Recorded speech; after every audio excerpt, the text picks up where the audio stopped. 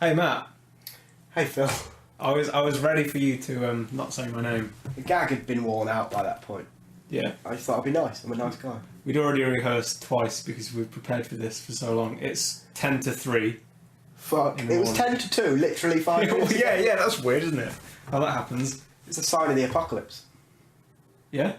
When days pass by like hours and weeks pass by like days, that's the sign of the apocalypse. Where are you getting that from? That is from Islamic scripture. I think what they mean by Also, that... when people start looking like animals. So make of that what you Right, I will. don't know about that part. But I think that when you get older, time starts to move more quickly. And that is the apocalypse, isn't it? Well, that is sort of all religious texts. It's probably what they were looking for, isn't it? I would have thought. It's comforting to the end. Yeah. Well, it's speeding up, but... Not all religious texts are comforting, though. What about... Bible. Yeah, Bible, that's scary. Yeah. Lots of like murder and stuff in that. And there's Badness. a snake. What speaks? And said, Next Dad, text. don't do that. Yeah. Fuck you. I'll do what I want. No, it tells you to do it. It says eat it, go on. And you do it. Yeah. I suppose if the snake told me to like have a biscuit, I'll be all over it. When's that happening? Does the snake say eat it, Yeah. but it'll fuck everything up? No, Or it does he just just say says... eat it? It just says... Well, he's tricky, isn't he? He's a fucking snake, that snake. That's racist, though. You've got to Yeah. judge him by the merit of what he says. And all he's said so far... Right, you've got a god, Yeah. and then you've got snake. Now, you can't judge one or the other as being better. You don't know anything about either of No, them. you can only go on There's your two regular empirical dudes. evidence. Yeah, exactly, yeah. There's two reg dudes Rag dudes. on the street.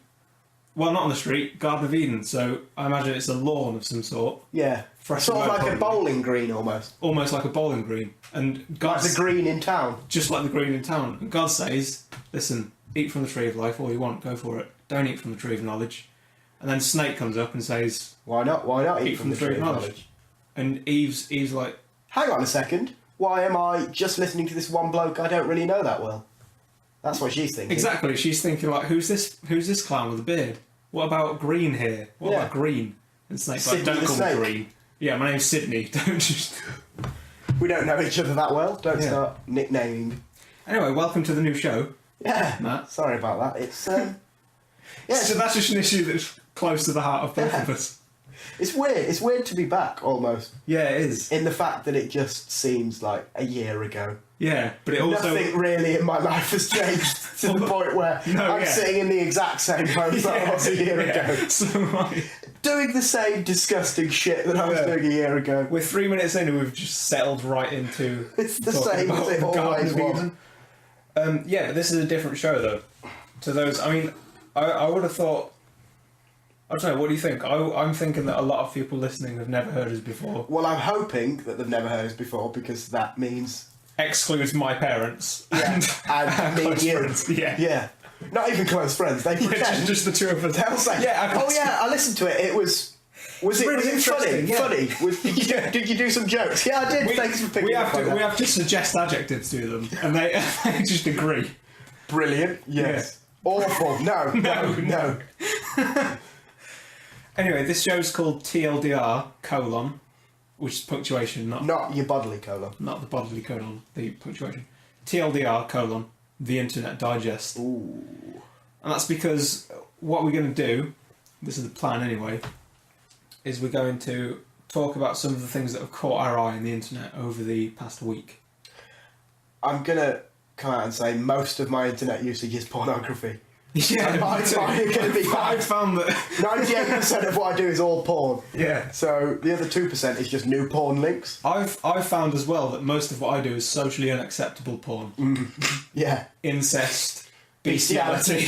Right off the Just- bat, bestiality. Almost all bestiality. Yeah. Horse, dog, chicken, Yeah. cow. Mainly chicken. Mainly chicken, for me but a bit because of it's cow. the most nutritious meat. Yeah. And most It's versatile. good for you, so I don't see what's wrong with that. Incest, a lot of brother and sister. That's Just out of basic, that's interest- standard. Just out of interest, considering we kill and murder millions of animals a day for our own Yeah. consumption, Are we really What- going to dive into this immediately? why is it frowned upon to have sex with them? Oh, with animals? Yeah. I think it's because once they're dead, they don't care.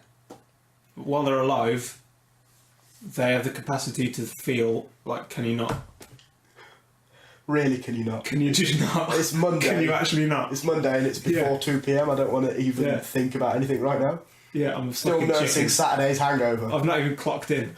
I've clocked in though. Hello. Hello. Bit of a gag while I've got a dick in my ass. Can you go away? You know. It's interesting though. What is? I'd never thought about it like that. Fucking animals. Because if you're happy to raise animals to be killed, then you're basically saying they're emotionless beings were like lower than us. Yeah. Saying we breed them for our consumption and to eat them, to kill them, cook them, eat them. So why can't we fuck them, kill them, cook them, eat them?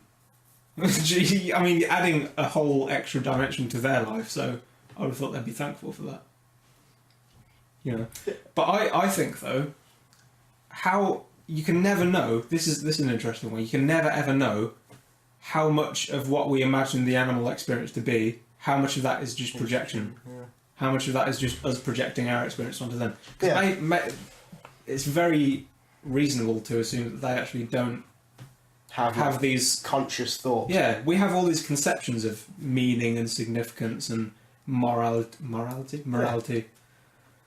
And Bobby Womack doing an album with Damon Albarn. What's that all about? No, I can't handle it. Two worlds, it's merging. Yeah, and animals. Who's to say they care? You know. I think it's scientifically been proven that certain animals. I don't want you to. Come on. Well, like dolphins, etc., like gorillas, apes, because they're very close to us in the evolutionary chain. But for my entire life, up until 3 or 4 years ago, I thought fish had like a 4-second memory. Yeah. I mean, Nemo only reinforced that. Yeah. Ellen DeGeneres has done terrible things for fish. And just life in general. Great things for lesbians, though. Although she did invent, I say she invented, she just put her name to a great app on the iPhone called Heads Up. What's that? What do you It's do? like, have you ever played the Rizzler game where you lick a Rizzler? Someone writes a celebrity on it, you stick it to your head. You do it with cards. Or Rizzler. And then someone says, oh, he's gay, he did that song about Princess Diana, and you go, is it Elton John? Yeah. And you go, yeah. I was going to say Prince. But they do that with iPhones, so you don't have to waste your Rizzler. Oh, right. Or your playing cards. Or your Rizzler. And you get different topics, like countries, and you go, is it Spain? And if you get it right, you tip it down. Yeah. If you get it wrong, you tip it up.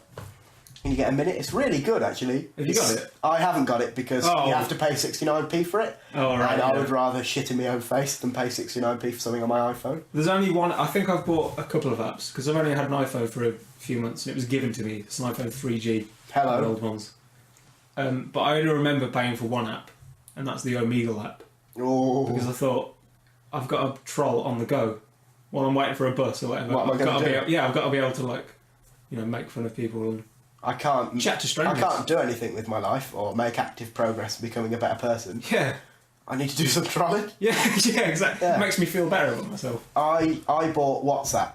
Oh yeah. Because WhatsApp goes through stages of being free, and then it goes to 69p. What? I caught it at the wrong time. I thought it was 69. I got it at 69p. You stupid but I idiot. thought that is only 6 packs of noodles, and I'll eat figure that it in a out? sitting. So What do you do? Do you put all the flavour sachets in, or just one? what I do is I'll do one, Yeah. boil it up so the juices are in it, and then when it's resting on the top, because I put it in the microwave, because I'm lazy and I don't like using hobs, because I have to wash them up. Yeah, that's true. So then, once it's rested and settled in, and all the noodles are under the juice, then the extra flavour sachets go in. You go 3 times with a fork. Just the 3 times first. You wipe off the fork on the jeans. Yeah. And then into the microwave 2 mins. Minutes. Yeah, I'm just trying to save some time with podcasting. Oh, right. You would have just said minutes and we'd still be here now. Yeah, we'll still just be talking about the 2 minutes it'll take, and then I stir it with the fork. If it needs some extra time to burn off some juices, because let's face it, who doesn't? Yeah. I'll give it an extra 30 seconds, give or take. Oh. Ooh. Oh. Cool. Yeah. Good to know. Yeah, deal with it. I've not eaten noodles in about a week. I thought that being away from home, Yeah. living the uni student lifestyle, Yeah. would be noodle heavy. Yeah, lots of noodles. I've probably had 3 bags all year. Ridiculous. I'd have more bags in a week at home than I would in the year. What do you eat then? Just like weed? Yeah, Just mainly. eat Mainly I replace meals with Meal replacement shakes, or as I call them, beer. I don't think that is... Oh, have you heard of Soylent? No. This can be the first story we talk about, even though it's unofficial. It's not. It's just something I've just pulled from my arse. But Soylent is this company, and they're making these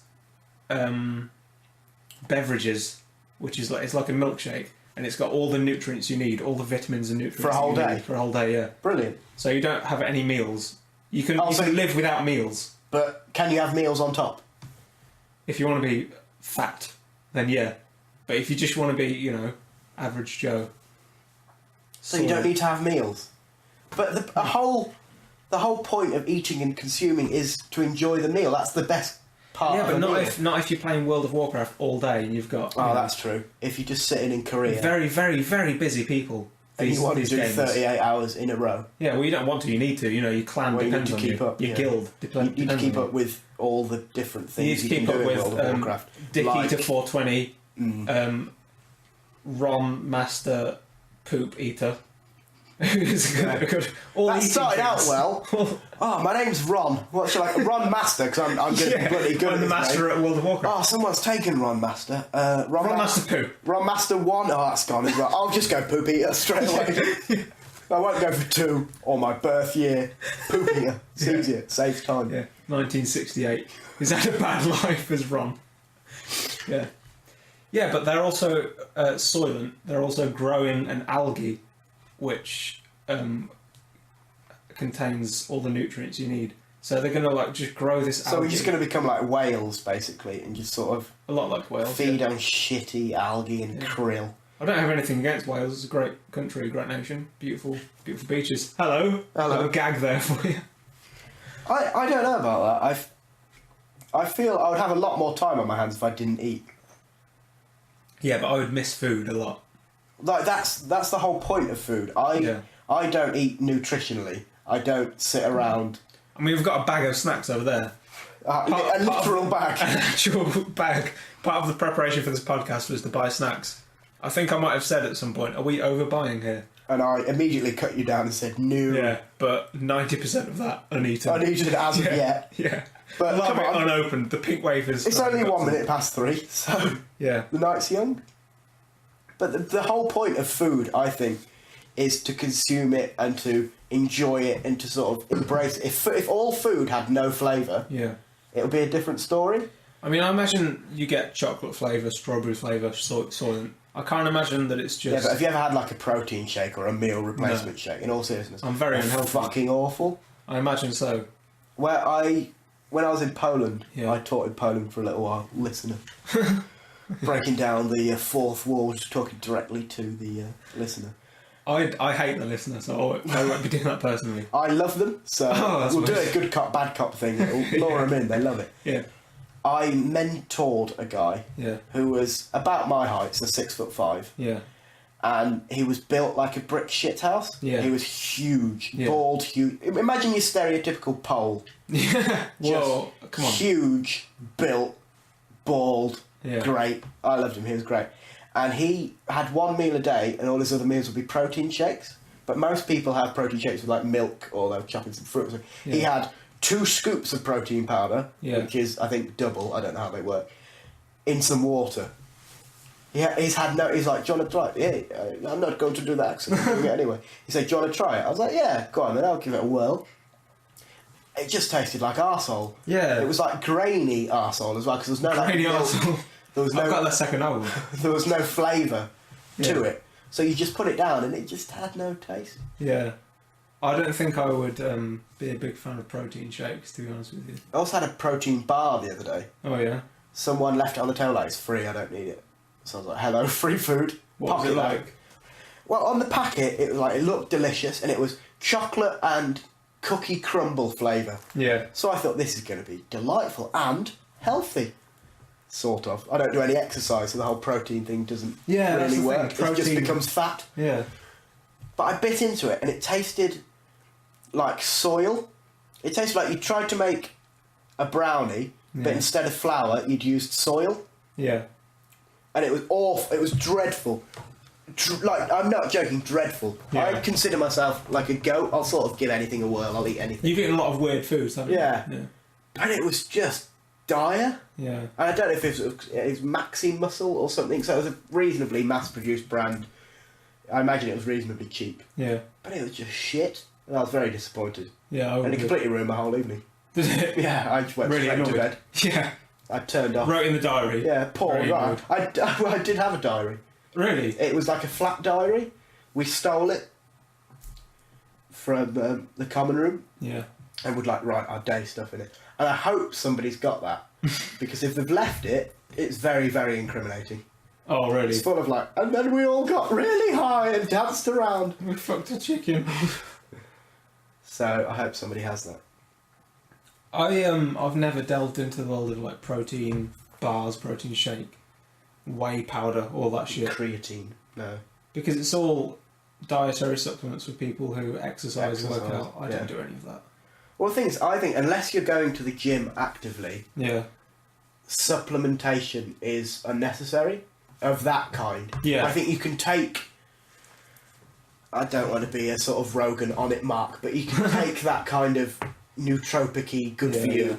Historically, your vitamin B's, your D's, your fish oils, all that. So you can take tablets like that. But those are for everyday life, whereas your creatines, your proteins, they're basically there to build muscle. Yeah. And I have absolutely no need in build. I can't get any more broad. If I get any more broad, shirts are going to become even more difficult to buy. Yeah. They're already difficult. Big shoulders. Yeah. Not very tall, long torso. No. So they just bag around the middle. You don't need that. No one does. Nightmare. Yeah. Do I have the money for tailored shirts? Do I, bollocks? I mean, I think supplementing would be a good idea for like vitamins and stuff that you don't get. Because I imagine most people don't get enough, for example, vitamin D. No. I don't get enough vitamin D. Do you mean dick? No. What was that wink? You did a very exaggerated wink. I don't think the listeners saw a wink. No, you don't get enough. If you eat 3 very generic meals a day. Yeah. Weetabix. Yeah, ham sandwich. Chicken and chips. Weetabix. Another Weetabix. Yeah. And then chicken and chips. Yeah. You're not getting like good vitamins in there. Yeah. There's a lot of stuff you know. While you'll be alive and vaguely healthy, yeah, you're not getting the nutrition really your body needs to thrive. I mean, I think that for a lot of foods, a lot of mass-produced, processed foods, they probably add in loads of vitamins into the foods because they know that you're never going to get those vitamins. Like, for example, vitamin B12. Like, when am I ever going to get that? I'm never going to eat that particular berry that's in. So, like, they've got to put that in fucking bread and, like, Coke and shit like that. Well, I mean, I don't know how that works because it's not like the Food Commission people can just say, right, you have this, you have that. But well, I know we were planning on introducing this nicely and sort of explaining the point. I mean, we're like almost 20 minutes in. So. Well, we're planning on doing that. This links perfectly to one of my stories. Okay, go on then. So I want you, before I ask you this question, to think in your mind low. Guess low. Phil, when he asks me this question, guess, if anything, too low. Okay. So that when I do the ultimate reveal, you go, oh, I was so wrong. Go on then. How much of the world, how in percentage, whatever you want to do it, is overweight or obese? Oh, I would say 1%, less than 1%. Less than 1%. That's what I would have thought. But however, it's a third. A third. A third of the world. And that's including countries with a lot of poverty and famine and stuff like that. A third of the world. There's 7 billion people in the world, and they reason around. What's a third of 7 billion? 2 and a bit. Billion. 2 and a third. Billion. Obese. Billion people. Overweight or obese. Overweight or obese. Oh, okay. 2 and a third. That's believable, though. I can believe that. It's a lot, though. Because, I mean, at this point, it's sort of average weight. Like in England, for example, you imagine the average person. Imagine the average man in England. He's a little bit overweight. He's not thin. Like, you imagine, like a skinny person is normal, fine, but that's not the average person. You know? But if you think then of all the nations in the world, all those billion, there's 1 billion people in China. Yeah. you don't see a huge amount of obese Chinese people. Their diet is traditionally and culturally very, very good for you. Yeah. The food they use is cooked in a manner like traditional Chinese food. Not the shit you get from the Chinese here. It's cooked in a way that keeps the nutrients in the food and makes the most of the vegetables and meats that they use. Yeah. Like the whole concept of stir frying is actually very, very good for you. Why? How come? Because when we in England like boil or steam or roast, you're overcooking a food. Yeah. Whereas the whole point of a stir fry is basically to hit it very, very quickly with a lot of heat. Oh, so you're not getting rid of the... No, you're not basically burning away that. So you're basically you're hitting it with a lot of heat very quickly to warm it up, to make it edible to a certain extent. And you're coating it in your sauce or whatever marinade type thing you're using. And you serve it and you eat it like there and then. Like it's good. There's very little processed food in traditional like Chinese cookery. Yeah. It's all very... You have your spice or your sauce, which will be homemade. You have your meats, and then you have vegetables on top. And it's very, very good for you. And your rices, noodles, etc. So that's 1 billion people. I would say their obesity rate is much, much lower than ours. Much lower, yeah. If you look at somewhere like the continent of Africa, you take out maybe South Africa, you take out the top of North Africa. Yeah. It's very famine heavy.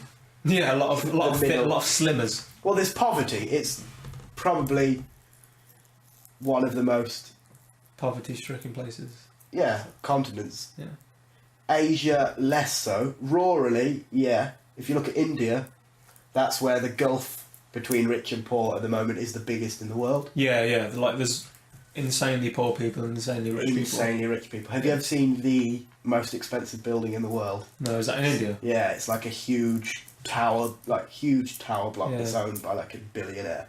And if you look at it from the base, it's surrounded by slums. Yeah, yeah. And it is that whole gulf between rich and poor, and it is really at its heart disgusting. It's just disgusting. Like I don't understand it at all. Glad to see I'm keeping your interest. That's alright. So it's 3 a.m. I'm just yawning. That's fine. But I mean, I imagine the figure of overweight people and obese people is massively brought up by countries like America, England, Canada, Australia, the developed world. Yeah, English-speaking countries mostly. But I don't know why it's English is a curse. It makes you fat. Don't learn English or you'll put on a lot of weight. But we're saying this in English, so you can't. I mean, if you don't already know, you can't listen to our advice. But no country on earth has reduced obesity rates in more than 30 years. No country's reduced obesity rates in 30 years. So they're either steady or climbing. Yeah, everywhere for 30 years. But obviously, some countries will be very, very small. But America, for instance, America will have a reasonably high percentage of obese people. I don't know the figures, but it'll be, and there's quite a few. And it's not reducing. Yeah. It's either remaining or increasing. I always think as well, when you like, let's say you go to a country and you think you're getting a good read on the average person in terms of weight, you're really not, because a lot of the really obese people just don't go out. Just sit at home. Yeah. So you go to the street, you're not seeing a huge amount of those people. You're not seeing the proper actual fatties. Also, the prevalence of overweight and obese children worldwide has increased 50% since 1980. Really? 50%. 50%? In just over 30 years. Jesus. But, like, what causes that, I suppose, is the question. Like, I think a lot of it is marketing and culture. It's culture. You know, we live in a culture where McDonald's is like one of those phrases that everyone knows and everyone uses, and it's like people just talk about these things regularly, and it's if you don't have that experience, you're missing out on a big part of this culture. That's the argument as well. Not against education, but on the other side of education, we live in a society now where we're talking about, we'll educate the kids, you 5 a days, you this and you that. Yeah. And I've gone through it. You'll have food lessons at school, you'll have nutrition and fitness, not fitness, but healthy living lessons Yeah. throughout school life. But the money and influence that marketing teams of fast foods, biscuit, chocolate, those kind of confectionery companies have, will always outweigh that. Yeah. And also, on a more social level, school at that age, you don't rebel against everything you hear, but everything you hear at school, everything they tell you at school, comes under that school banner. And so for a lot of people, you're like, oh, well, I hate school, I don't like school. Yeah. And while you listen to what they're saying, you go, yeah, well, I probably should eat a banana every now and again. It doesn't impact you in the same way as McDonald's sponsoring this, sponsoring that, having adverts in your face. Yeah. Everyone being like, oh, well, I'm going to have a chicken McNugget meal, I'm going to have this and that. And like you were saying, that is a huge part of being English, being in this sort of culture, that Western world of fast food. And like if you don't have that, then you're almost feel like you're missing weird out. One, the outsider. So to a certain extent, in order to fit in, you have to have bad eating habits, really.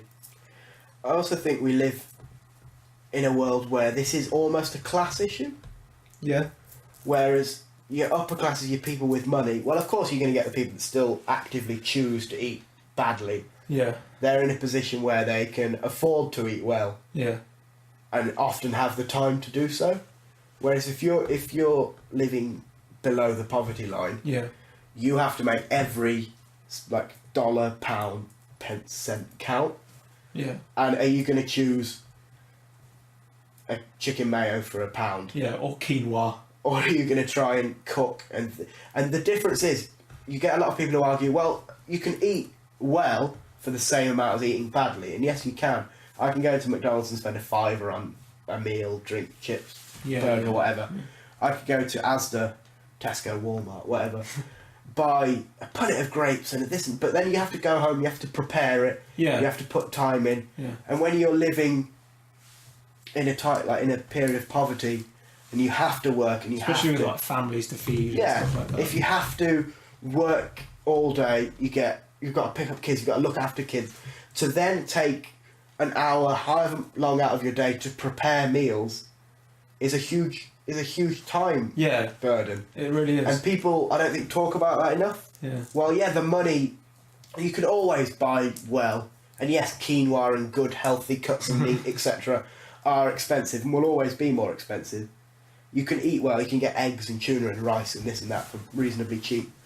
But the preparation and the time you have to prepare that food is always going to be a big deal. Yeah, it is.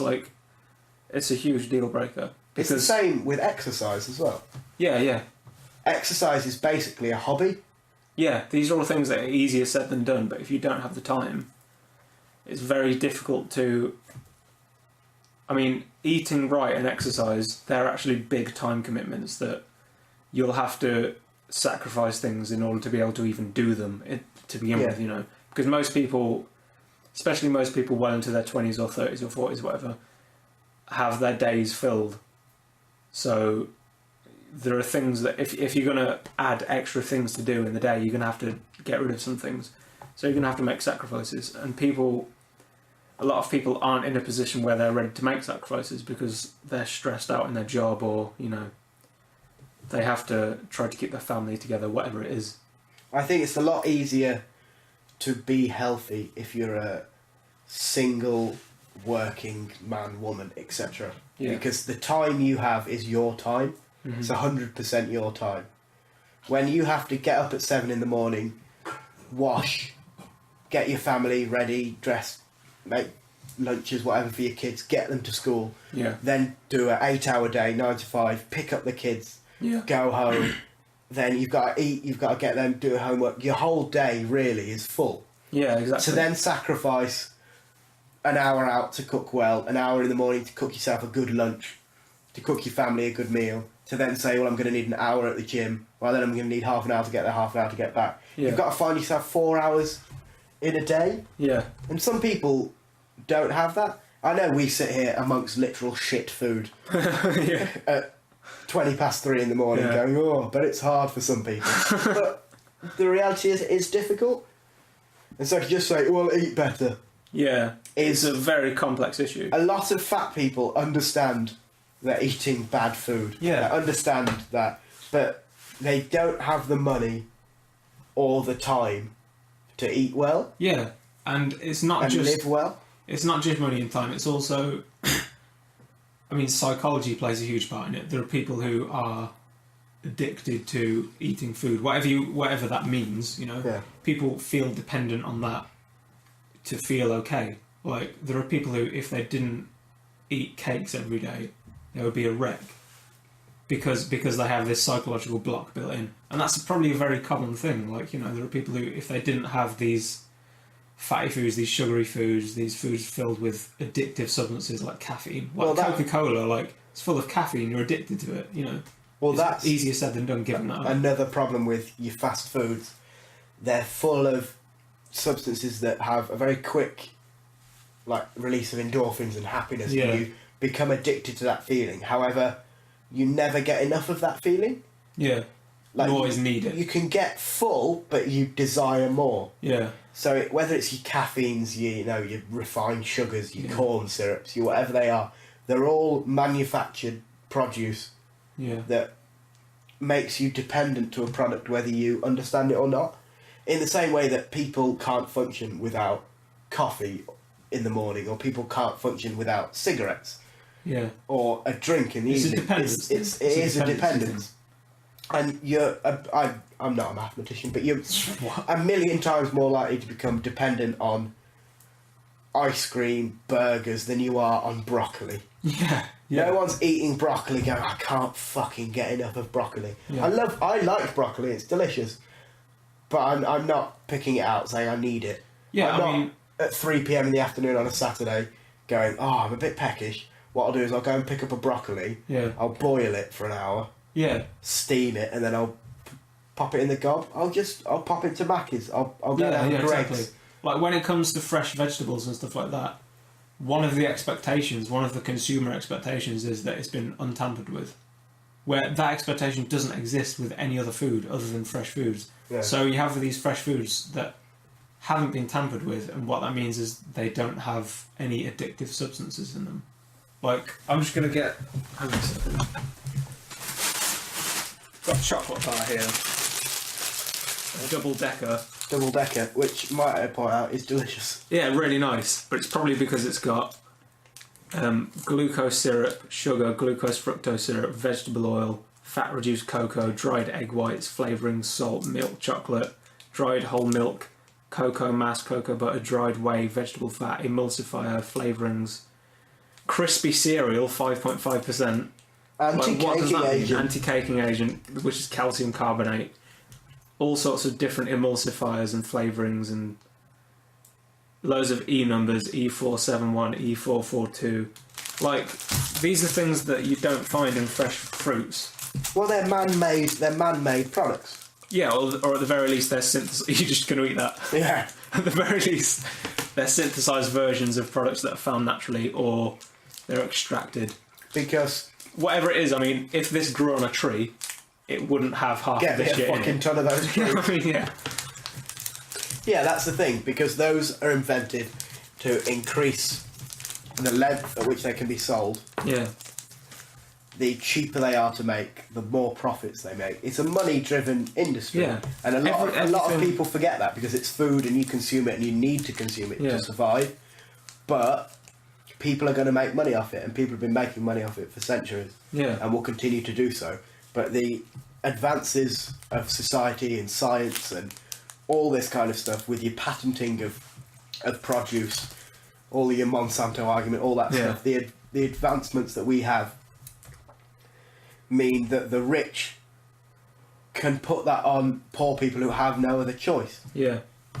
And I think as well, at some point, it's out of anyone's control. Like, where name the one person in the world who can stop this? Nobody can. The Rothschilds. Well, I mean, you say that, but imagine if one of the Rothschilds or the Rockefellers or whatever stood up and said, "I think we should stop selling fatty foods." They'd just be fucking shot in the head. Shot in the head, yeah. They would be shot in the head. Yeah. They would have a bullet in their brain. Like, that's not going to happen. But it will never happen, because it can't happen. You keep your interests. the only way that we can get rid of fatty foods or whatever is if each individual person decides of their own volition to stop eating fatty foods, and that is not going to happen. Not going to happen because I'm one of those people, and I'm not going to do it because I like fatty foods, and I also just can't be arsed. I've got too much shit going on, in my life. I don't want to. My life is too busy with 3 a.m. podcasting. I'm not going to give up. Think about eating anything other than double deckers, right? Exactly. I'm not going to give up what I perceive as just minutiae in my life. Yeah. Like, it's just very meaningless shit that I don't really care about. I'm not going to work to give that up, and nobody else is either. So this is just something that we're going to be stuck with until it becomes profitable to go the other way. But the thing is, when does it become paramount to go the other way? I mean, maybe it never will. And in that case, so what? We'll still be in this situation. This situation isn't that bad. Like, a lot of people are fat, but a lot of people aren't. Like, it's not the end of the world. 2/3 are still fine. Yeah, 2/3 of us. Brilliant. Great job. Yeah. It's an interesting one, though. It's a worrying statistic when you see that, however many million, billion people are living really below the poverty line and are starving to death. Yeah. How many adverts do you see on telly saying, help the Africans. Little baby, whatever, hasn't got any food. Yeah. He's going to die. Yeah. And we're eating so much shite. We're just shoving Vicky's biscuits into our mouths. And that is literally what we're doing. We live in a world where there's an abundance of food. If anything, far too much. I mean, we're in such a strange world. The Earth, as it is now, populated by humans, is strange as fuck. It's so weird. Like, there are so many people, and we're so connected to those people that we see the surface of all of their stories. So you'll see the surface level of the story of this guy who's in fucking Beirut or whatever, but you won't feel it. So you'll feel guilty for not feeling it, and you'll want to feel it, and you'll have all of these weird emotions going on. This is not something that we had to deal with like 200 years ago. 200 years ago, it was like, how's Sandra down the road? Is her feeling cleared up? Yeah, it has. All right. No, she's dead. Yeah. 3 months later, something else happens. Yeah. Like... Your life is literally within a couple of mile radius. Exactly, yeah. You never had to worry about social issues, about individuality, about expression, about... nowadays people feel guilty if they're not perceived as living. Like, people have to use the hashtag, like, hashtag living it up. People have to make sure that people know that they're living. Literally know they're living it up. It's people are so anxious and worried about what other people think of them. And that's just a symptom of the weird, fucked up universe that we live in. It's only going to get weirder, and it's going to be really interesting to see, but also really scary. And... dangerous. Like, it's a dangerous world. Yeah, but I mean... maybe that's just the end of humanity. Maybe we're coming to the end of... I told you it was coming. Yeah, maybe it is. Maybe it is. Maybe we're going towards the end of humanity, and it's going to be like a weird, beautiful thing that happens where we're all just completely fucked up. Yeah. Every woman alive grows a beard. Every man in the world cuts his dick off, and we'll just shoot ourselves on the head at the exact same time for no reason. Something weird is going to happen. Did you see a woman with a beard on Eurovision? Yeah, exactly. That's it. That's the beginning. Good song as well. Footholds. Yeah. It's happening. I told you, when people start looking like animals, when time goes too quickly. Yeah. I feel sorry for anyone listening to this who has paranoid schizophrenia, because... yeah. Don't worry about it. It's fine. And before we move on to the next topic, I might have a quick wee-wee. Yeah, good plan. I really need to go to the toilet. Out of the penis? Yeah, out of my urethra, which is in penis. Yeah, cool. Yeah. We'll edit all of that out. Yeah, pause it. Yeah, I might go for one as well. Actually, you might get another beer. Yeah, cool. See you in a bit, guys. We're back. Just had a wee. had to have a toilet break. Yeah, deal with it. That happens. It just happens. It's nature. It's natural. It's natural. It's beer as well, isn't it? I mean, it's mostly beer. Yeah, it's less nature, more too much. It's also more just poor planning. Yeah. You went for a safety wee, and I didn't. I went for a safety wee, and yet still I just had a... yeah. Beer wees are quite nice, though. But at least it shows my bladder is working. Yeah. That's good. Have we really explained the conceit of this show yet? Well, no, and I sort of feel that's a little bit of my fault. Yeah, I agree. No, it's all your fault. But we naturally got onto nutrition and food, and I felt it was too good an opportunity to turn down, because it linked perfectly into my story. Yeah, segued. But the idea basically is to just catch you up. Yeah, catch us up. Because like I say, 98% porn. I don't know what's going on in the world. Yeah. My TV only stocks porn channels, so I can't even get the news. I don't even watch television porn anymore. Yeah. I don't know how it works. Have you ever seen that internet news channel thing where, like, topless women read the news? Yes. Or something? Yeah. I don't know what they talk about, but yeah. What is the point of that? Because it's what boobs, is the point? isn't it? Yeah, but who wants boobs in news? This guy. Why? Because there's boobs with my sadness. Yeah, but it's like... So, would you like to be punched in the face? No. Would you like to be punched in the face and then get to look at some boobs? Well, if I'm going to have to be punched in the face... Well, you're not going to have to be punched in the face, though. That's the thing. You don't have to watch the news. Take my route, where you just never watch or read the news. I don't know what's going on in the world. It's great. The world, to me, is mostly daffodils. Almost all daffodils. That's really? what I... Yeah, well, I mean, I think so. I haven't watched the news, so I don't know. The news... I'm very disillusioned by the news, I'm going to be honest. Because I suppose I'm at that age where you go, oh, mate, the media, well, who's it controlled by? Oh, puppet masters, isn't it? So it's not even the real news, mate. Yeah. Our conspiracy. Weed cures literally all diseases. Well, did you know that if you smoked a joint, your life becomes 1,000,000 times better? I mean, I feel like that's the case. So, I feel like it's the case. It is the case. Yeah. You can only base knowledge on what you experience yourself. Yeah. I believe that. Empirical knowledge. Who was that? Who said that? Nietzsche. See, I didn't even know that someone Might have been Nietzsche, I don't know, I just said Nietzsche. There you go.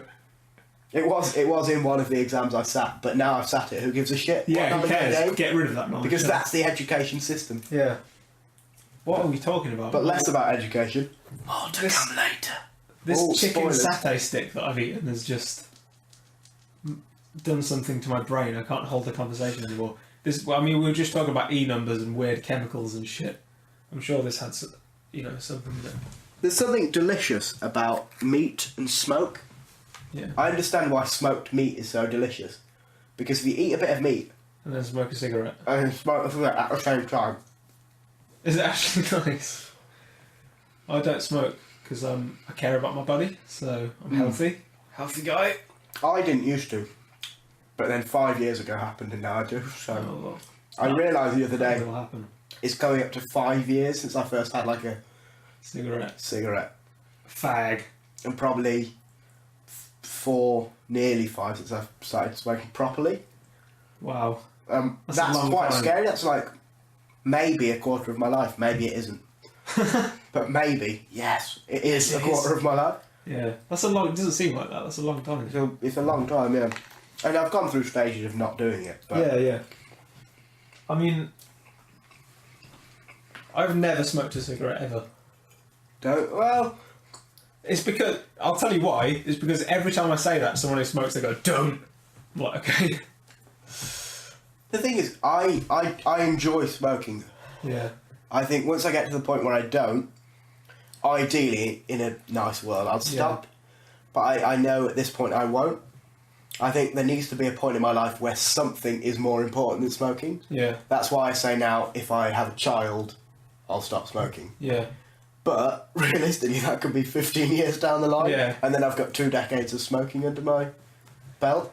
Yeah, but I think after you stop smoking, let's say you've smoked for like 20 years. Yeah. I think if you stop and then 10 years later, you'll be almost back to normal, wouldn't you? Yeah. I think the body recovers pretty well. I looked up the other day in a bit of a blind panic. Yeah. And I realised that 5 years is actually a long time. Yeah. And I was like, 5 years, the symptom, what's going to happen? Symptoms of smoking. But because of my age, is at the point where the body can still regenerate quite nicely. Yeah. So if I stop tomorrow, it'll be good. Yeah. And I'll be fine probably a year down the line. But I don't want to. And I think that's the biggest statement at the minute, is that I don't want to. The pros, for me, outweigh the cons. You know the cons, you know, it's written all over the packaging, you know cancer is likely, you know you're going to feel like shit. You're going to have shitty teeth and smell. But right now, I don't have cancer. I don't smell. I don't have shitty teeth. Yeah. And I do feel better when I smoke. I do enjoy it. It is a massive social tool. Yeah. So why would I stop? You're a massive social tool. Hello, I have a massive tool. Whoa. Why would I stop? Like, there's no benefit in me stopping other than financial.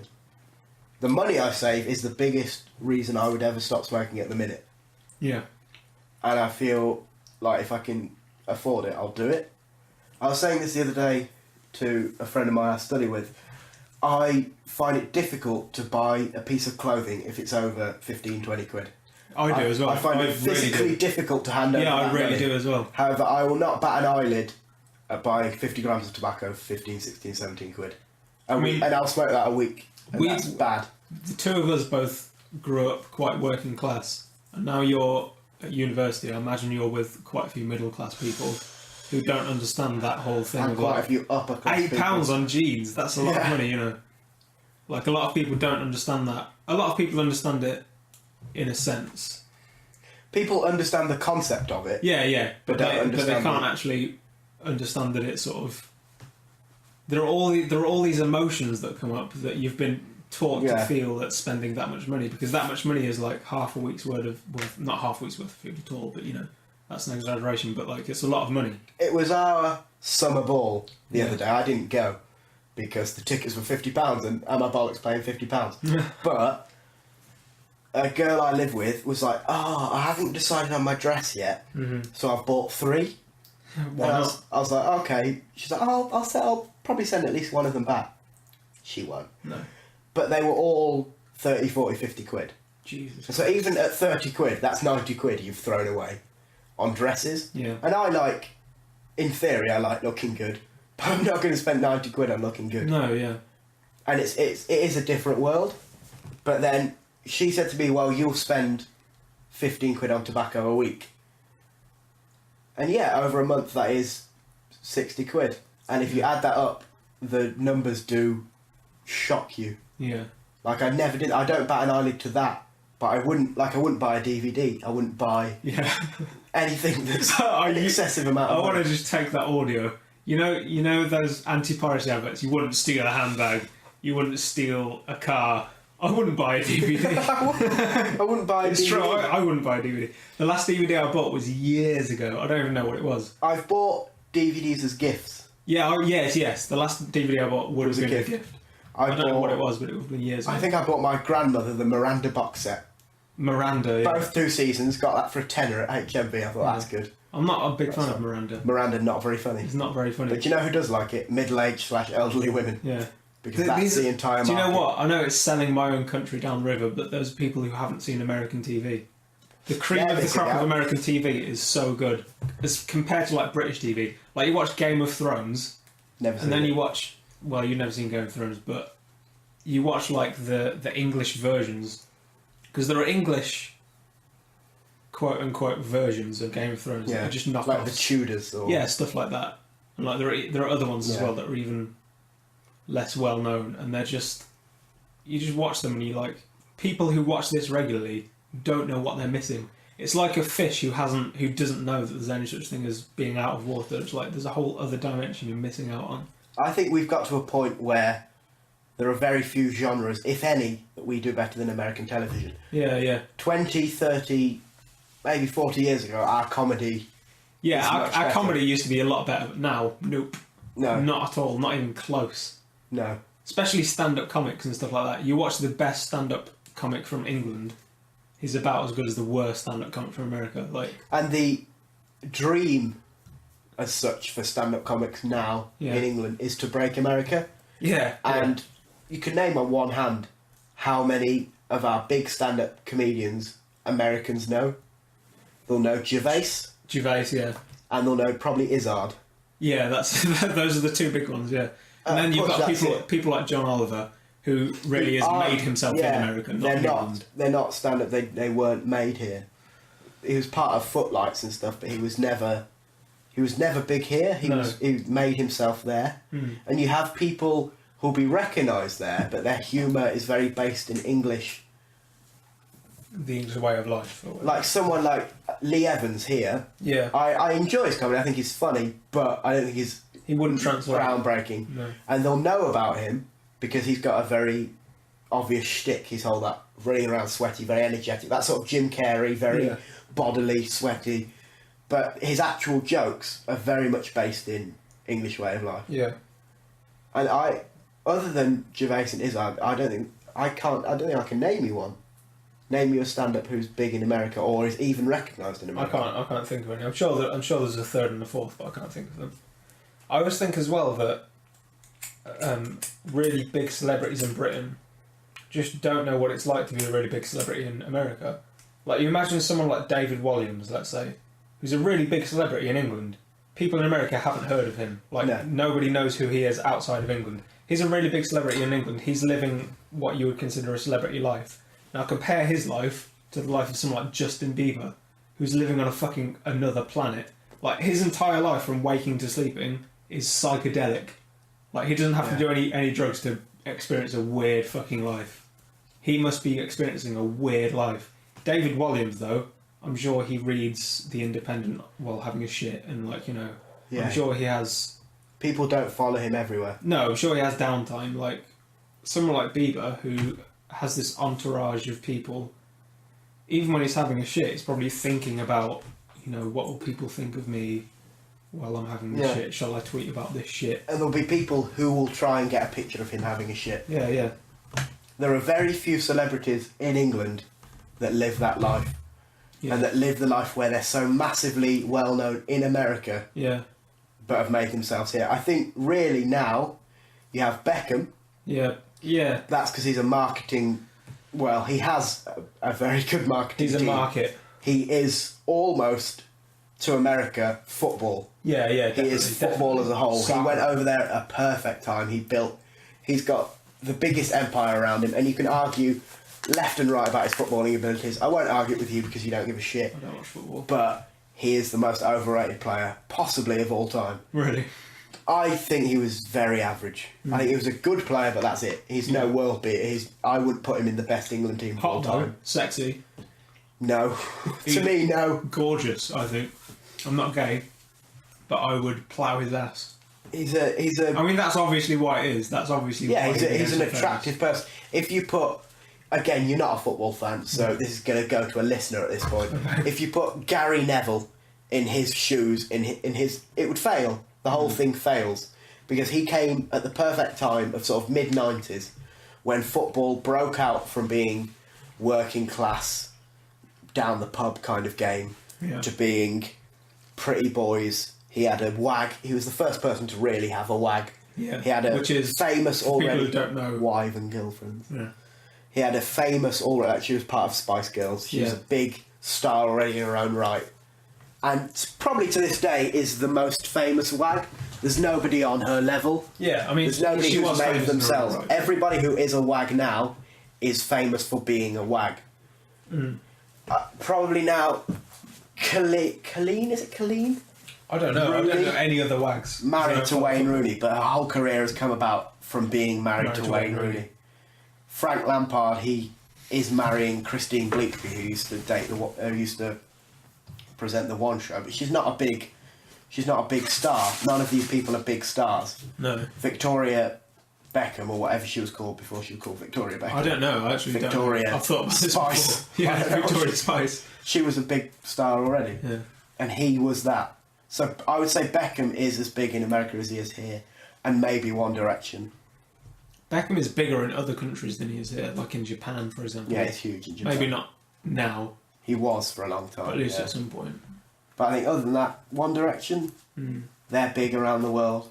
Great marketing team. I think I just keep thinking, like, if you zoom out in terms of time and space and stuff, and look at this phenomenon known as America, and all of the facets of that, and like, what is that? It's so weird. Mental. If you picture, like, let's take human beings as a species, like, for 99% of the history of human beings, which have been maybe not 99%, but a large percentage, we've just been wandering around in tribes, trying different berries, eating mushrooms, occasionally catching a lion and eating it, whatever the fuck, just like the most interesting moment of a person's life would be their ritualistic circumcision, Yeah.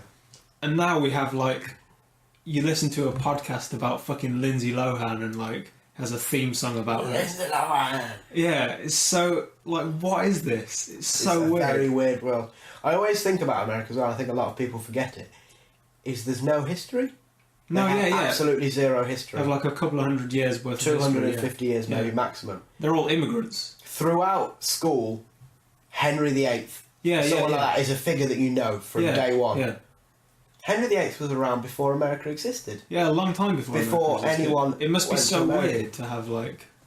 A little fact about America: Christopher Columbus didn't discover it. Well, no, he didn't discover it, but he's famous for going there, whatever. When he first set foot in America, the first person he met, he said "Assalamu alaikum" to, which is like an Islamic greeting, because he thought he'd gone to India. He thought like Arabic people would have conquered it. He thought. Oh right.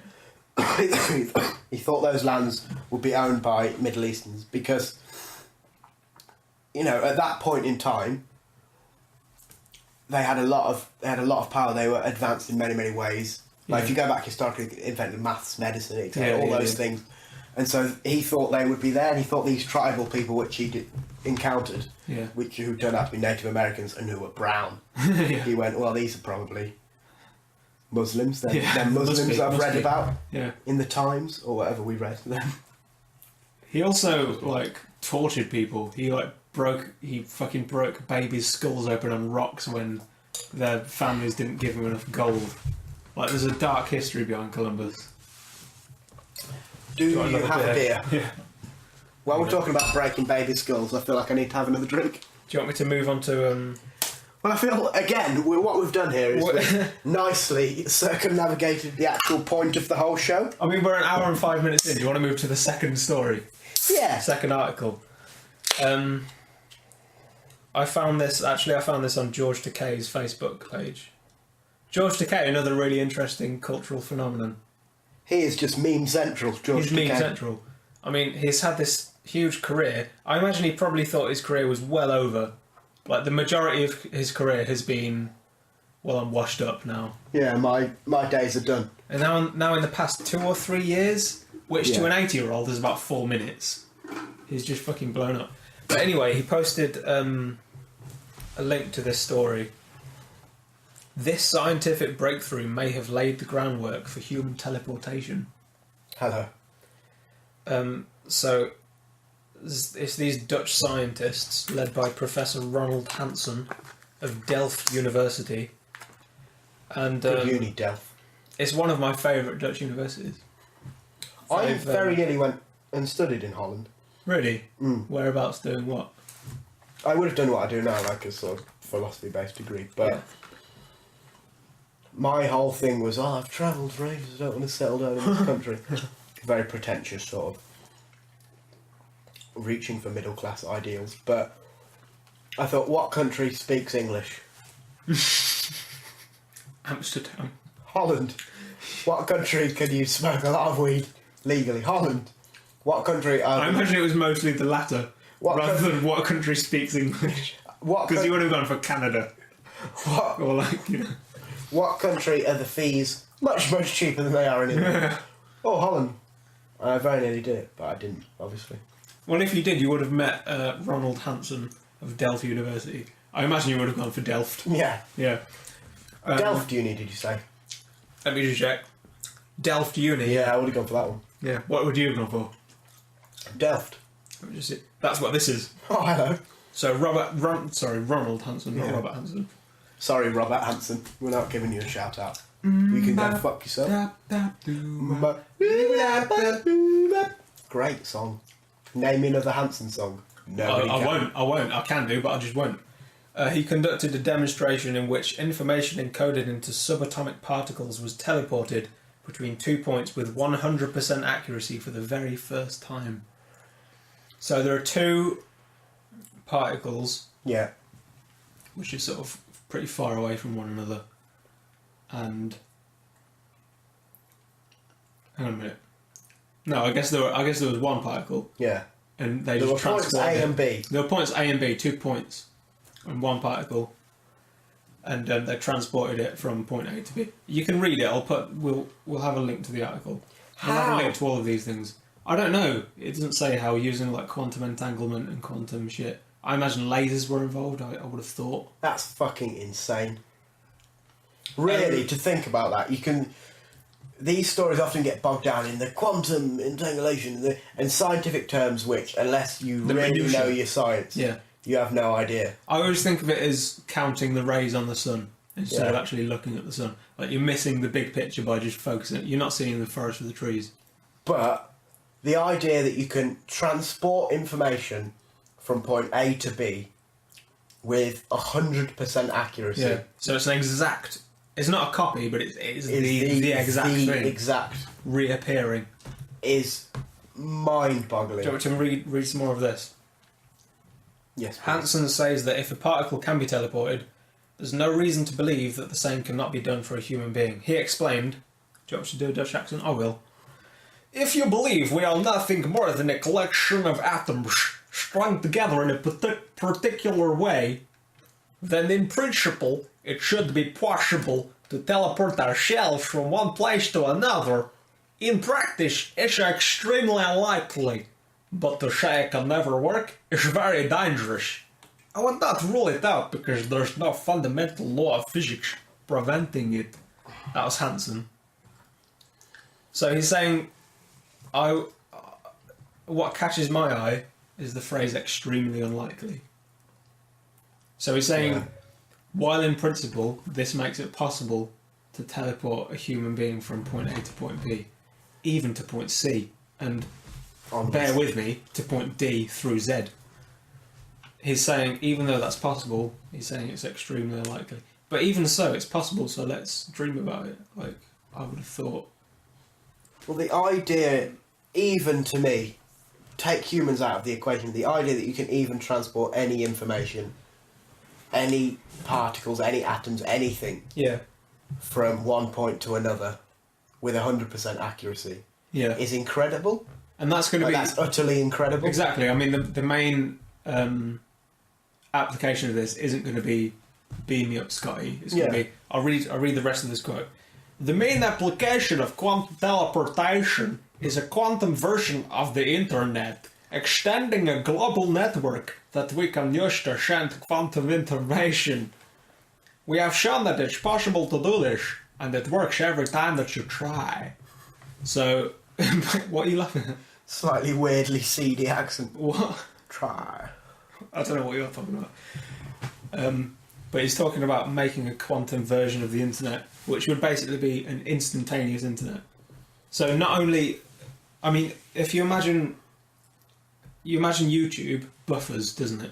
So when you load a YouTube video, you see the sort of grey bar buffering. Yeah. God, that's fucking annoying. This would be so fast that they wouldn't even bother coding in the animation for the grey bar to buffer, because it would already be loaded. Like, by the time the page loads, the video will be loaded. Everything will be loaded. Like, even a 9 megabyte GIF of, like, a woman fucking a man in the ass with a 2-foot strap on, which was on Reddit earlier today. Oh. Yeah, I'll send it to you later on. Cheers. Even that, instantly, you wouldn't have to wait for anything to load. You'd be able to send this podcast, like, uncompressed instantly. All sorts of weird shit would happen.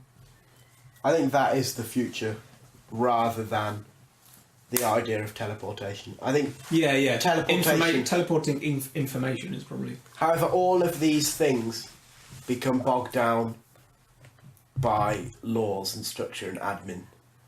Yeah, I mean, you say that, but, like, I think these are things that move faster than law. Like, it's been proven time and time again that computery people, hackers, all those sorts of people, they don't respect the law at all. And why should they? Why should they respect these petty laws that were made about something that isn't even relevant anymore? So I don't think law is going to be a huge barrier to something that just can't be stopped. And I think as well, people think of like people have always thought when you think of the future, especially if you go back 10 or 20 years, when you ask somebody what's going to happen in like 200, 300 years, well, A, space, we're going to be in space. Yeah. Obviously, we're going to be in spaceships, we're going to be in space. B, we're going to be able to teleport each other. But now it's looking more and more likely that we're never going to leave Earth, because why would we? There's nothing out there. There's nothing to see. And B, we're going to make our own crazy environments to run around in. Like video games, for example, like Minecraft. If you look at those things, it's just like these huge generated worlds that, like, you know, have no end, and just all sorts of shit can happen. Imagine if you applied these quantum teleportation shit to those computers so that they could generate just like Earths upon Earths upon Earths with all sorts of fucking prostitutes and tigers and lasers and all sorts of wacky shit. Tiger laser prostitutes. Prostitutes, yeah. TLPs. I mean, I think the idea of simulations becoming one of the domains in which we exist, that's becoming more and more likely. Yeah, I agree. I think it's becoming more and more feasible. Yeah. I don't know about likely. I don't... Yeah, maybe it's not becoming likely. And if in our lifetimes we're going to see that, but the idea that we could is within touching distance almost. And that's really mind-boggling. Yeah. The fact that that is there and the technology is there. It's to the point where I think when this sort of thing happens, people are just going to become psychotic. A lot of people are going to lose their minds. Like, you look, for example, now, if you look at, like, the statistics in psychology and psychiatry and stuff, the amount of autism has just shot up in recent years. And, like, I'm not going to be the crazy man attributing that to, like, A and B and C, but, like... Yeah. You've got to wonder if this weird way of life that we're in, where the internet is this such weird abstract that's like such a focal point, like you've got to wonder whether that has an effect on people's mental health, because it's not what this species was built to deal with. It's what we're dealing with every single day. I think it definitely is, because we live in a world where your whole life can have absolutely zero social interaction. Yeah. And as humans, naturally, social interaction is a part of who we are. Yeah. And we live in a society where that is completely unnecessary. Everything you need to do can be done over the internet. You can buy a house, you can live in that house, you can pay your bills, you can get your shopping, you can talk to people. Yeah. You can get your entertainment, you can get everything you need to survive, all your social fun activities. Everything is there in front of you in a 14-inch screen. You don't need to step outside that front door. 16-inch screen. So, thanks. An amount of inches. 16. Not quite as large as this member. I think it's interesting to see that, like, there's something weird about humans in that. I mean, I don't know why. There's many things weird. This podcast has a weird theme where we're just like, isn't the world weird? Life's crazy, man. Yeah. We've not smoked any weed or anything like that, No, so I don't know why that's happening. But I've had one cigarette. Yeah. But there's this weird tendency with humans, especially in the last 100, 200 years, where we just compulsively go against our own nature. Like in every facet of life, we're just going against our own nature. Like, for example, if you look at people our age, in our 20s, look at people our age in our culture in the West, how many of us are religious? About 10%? Yeah. Like, well, I'd say maximum 20%. Yeah, I mean, when I say the West, I mean like England, America, you know. Yeah. Civilized particularly nations. England, particularly nobody in England our age is religious, apart from if you're Muslim, if you've been raised Muslim, you know. You get the odd few who are raised in a certain manner. But that's it, you get the odd few, and that's like... Or you get people who have no interest. Yeah. Which I think you get a lot of people who say, oh, well, I don't believe anything, because they are very internet savvy, and they go, well, our atheism... Well, Richard Dawkins says... Yeah, but you also get people who live in a world where religion isn't important, it plays absolutely zero part in their lives, and so, well, they're not religious, they're not really, they don't think about it, it doesn't bother them in any way. Into their life. Yeah, it doesn't factor into their life at all. But the reason I'm bringing that up is because... because you're trying to push your atheism on the listener. No, because Richard Dawkins, deal with it.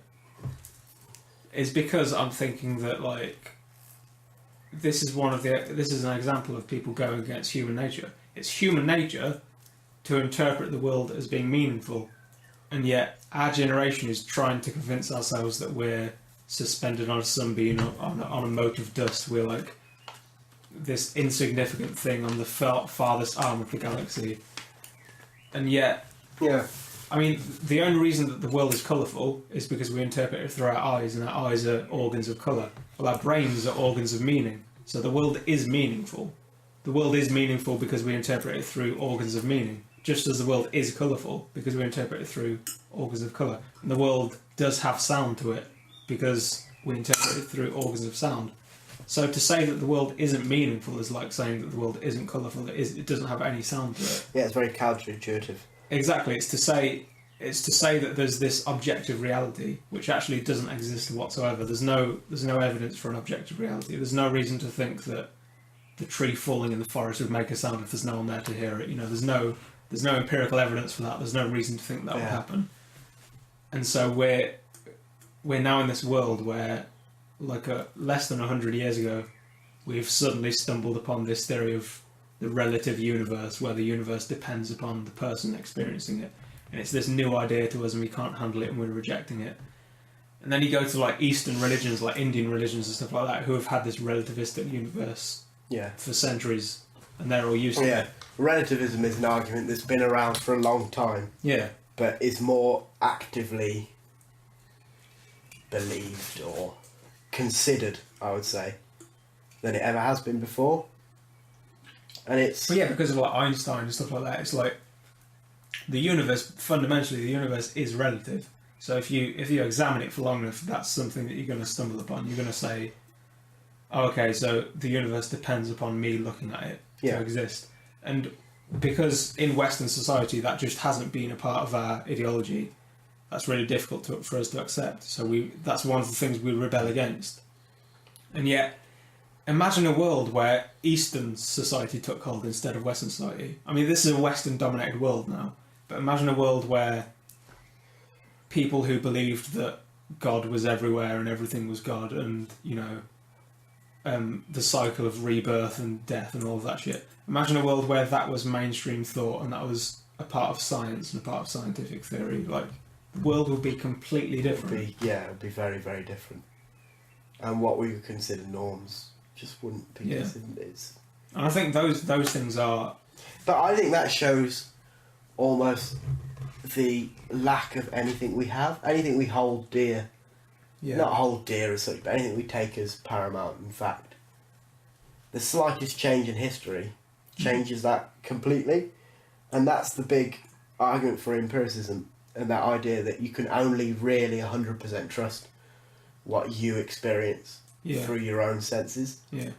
And while that's not an argument I agree with, that is an argument that exists and has a lot of backing, because it's very, very hard to falsify a lot of these arguments and a lot of these theories and a lot of what we consider as everyday fact now. Yeah. Or I say we consider, but a vast majority consider. And it's... when you look at the bigger picture, when you take yourself sort of out of it and look on top of it, bird's eye view kind of thing, it's very strange. Yeah. It's just very, very strange. That's definitely the theme of this episode, isn't it? Everything's quite weird. Everything's really strange. And it's only getting weirder. It's only getting stranger. Yeah, I think the future holds yet more weirdness. Yeah. But yet more weirdness that at the time you won't consider weird. Our children will live in a world. Our potential children. We don't have children listeners. Well, we've not planned on anything, but if we happen to have kids together, then that's... If we happen to already have kids, who knows? I mean... it's unlikely, hopefully. But we're both men, we've never had sex yet. But, you know, after the show we can try if you want. I mean, you said it, I didn't, but, you know, we can try that out. Anal and then probably oral. Then more anal again. More anal. Yeah. Makes sense to end on anal. Yeah. I mean, close with your opener. Yeah. That's what I always think. If in doubt, end Yeah. it. Yeah. The idea of teleportation is incredible, though. Yeah. Just the simple idea of it. Of humans teleporting, yeah. Like if you could just go to like, Toronto now. Again, this is something that I think would send some people psychotic. That's so outside of the realm of human experience.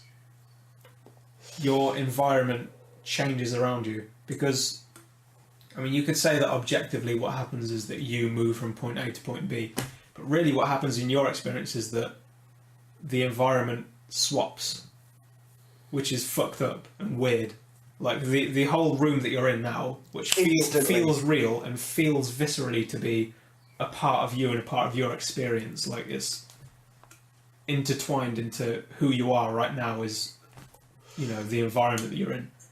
That thing just changes out. Instantly changes. Instantly. Everything, as soon as that becomes a thing, everything changes. Yeah. From social interaction to the world in which we live, into what we consider to be truth and fact, and everything just changes. Things would change in ways that we can't even predict. Because if you watch, like, let's say you watch Star Trek or something, you see like, okay, so this character beams themselves from like a spaceship to a planet, or from point A to point B or whatever. You've seen that in third person. You've watched them do it. You've not experienced it. Yeah. That character hasn't experienced it either because that character isn't real. Nobody knows what would happen. And if you actually experience that, I think it would devalue it. I think that the feeling would be. I think there would be at least 5 or 6 new mental disorders being added to the diagnostic manuals and stuff, like all sorts of weird, unexpected shit that we wouldn't have thought of, like, some sort of bizarre counterpoint to homesickness. Yeah. Like some sort of really extreme version of that sort of feeling would crop up, that no one's ever experienced. I think it would devalue a lot of travel as a whole. I think the idea of travelling and the benefits of it would be devalued because you could do it instantly. Yeah. Maybe, although maybe, it would make travel so much more accessible. If you just wanted to go to the Himalayas now, all you would have to do is program that into your little teleportation machine or whatever, Really, what would happen here, I suppose this is something that I've only just considered, but one of the things that would probably happen is that there would be a huge class divide that would instantaneously happen.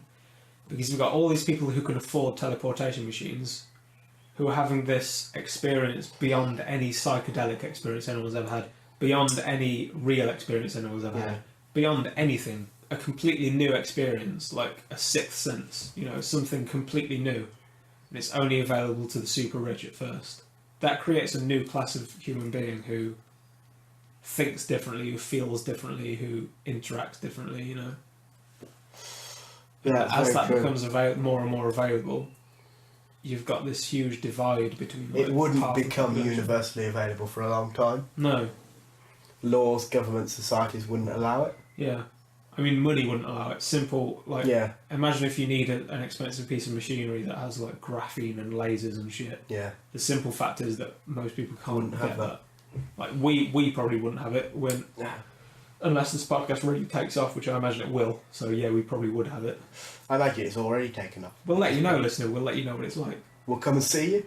Yeah, we'll give us your address. We'll arrive now because I imagine we'll have time travel as well. So we'll be there now. We're listening to this with you. Yeah. Laughing along. Yeah. Being empowered by this. If we're not there, so our lives will be wrong. changed in the same ways that your lives are being changed by our simple voices. Yeah, yeah. Because isn't that, at the end of the day, the most powerful thing? Our voices. Our voice. Yes. The voice of humans. Yeah. More specifically, me and you. I just realised how bright it is outside in the the birds have been going for a long time. So do you want to move on to yours? So teleportation, yay or nay? If it's going, I'll take it. Yay? Yay. Done. Yay. Check. If it's not going, no, that's it. That's all you need. Yay. I'll take British Airways. I just needed a yay or a nay. Yay, please. Go on then. So what have we got? Obesity, nay. Nay to obesity, yay to teleportation. Yay to teleportation. Please. Thank you. How do we feel about degrees? Degrees? Yeah. No, I won't do that. I'll have one. You'll have one. If there's going. The cost of a college degree. Yeah. I'm going to do this in dollars because I imagine the majority... Australian or Canadian? Canadian. Yeah. I imagine the majority of our fans, listeners, lovers, sort of followers, if anything. Disciples. Yeah. Yeah. Will be working in dollars. Can we call our fans disciples? Yes. You know how Lady Gaga has little monsters? Little monsters. We just have disciples. We have disciples, like Jesus. Yeah. No, a lot like Jesus, yeah, no, that's... But two Jesuses. Two Jesuses, so Because really two are better than twice one. as good as Jesus, in a sense. In all the senses. Well, yeah, in the only senses that matter. The cost of a college degree has risen 1,120% since 1978. At a higher rate. Is that adjusting for inflation or what? At a higher rate than food, health, housing and inflation. Right. What is it, 1,000? 1,120%. So that what? That's like 11 times more? Yeah, 11 and a bit, 11.12. With America now being £1.1 trillion in student loan debt. I mean, what is going to happen with degrees? What's happening there? Well, as a student, I took my time getting there, but I am now a student once more. Yeah. You're a university student now. Yeah. I'm not. This is... I didn't go. It's a big deal. The money side of it is such a huge, massive deal. But the degree system is being so massively devalued. Yeah. That you're forced to do it because everything, to a certain extent, requires it. Jobs which you get as part-time summer jobs, as a full-time job now require like an undergraduate degree, a bachelor's degree, wherever you are. And there are very few other options, to a certain extent. You feel like that. It's become an added part of the system. Education, legally, you have to do up to a certain age. When we left school, it was 16. Now it's 18. And you feel society, culture, etc. means you have to go and do it again. Yeah. A lot of it is redundancy. A lot of it is like, there's this extra redundant part to the system that a lot of people feel doesn't matter, but that doesn't affect it. Like, whether it matters or not, you feel like you have to do it. Yeah. Just by virtue of the fact that it's there. You know, it's another box to tick. You have to tick it. You have to jump through another hoop. Yeah. An expensive hoop. But it's one of those things that you think, we're putting... These are American figures, and it'll be less for the UK, but UK is a smaller country, so in those terms it'll be just as big. Yeah. But you think that 1.1 trillion that you're already in debt and people have to pay off, yeah, is basically coming out of the economy. Yeah. And we're in a recession. Yeah. Whether we're now out of that recession, as people claim we are, we're not. For the past few years, we've been in a double dip recession. Yeah. And if that student debt doesn't exist, that money goes straight into the economy. Yeah. You leave university, you leave whatever it is, and then as soon as you earn a certain amount of money, you're paying a chunk of your wage back. Whereas that chunk becomes free spending money if you don't have it. Yeah. And so that money, when I leave university, I'll have to pay however much I have to pay to the government. If I don't have to pay that to the government, I pay that into services. I pay that into buying goods which are taxed and VAT'd. I pay that into other systems. And when the economy is so bad as it is currently, to take out such a huge amount of money, yeah, is such a crazy... I think it's the next bubble to go. We've had the housing, we've had economy as a whole, really. The whole degree bubble, the education bubble, I suppose. It's going to have to explode at some point. And it's terrifying, really, that we live in a cycle of sort of debt slavery. And so you leave college, high school, whatever it is, at 18, you go into university, you've just become an adult, your whole life is then indebted. Yeah. You have student loans, you leave that, you get a job, You want to buy a house, you've got a mortgage, it's lying over your head. You're paying everything you own, you're then paying insurance on top of, you're paying taxes on top of, which are all debts to a government. Yeah. And so throughout your life, you're living in debt. And so you come out of that, you come out of university, how much in debt? You're paying off. You get a mortgage, you're paying off. You're trying to earn money to pay those off and then somehow have enough money to put enough away for a pension or a retirement fund. And there's simply just not enough money. Or enough time. And something's going to have to give. And I'm not sure what that something is.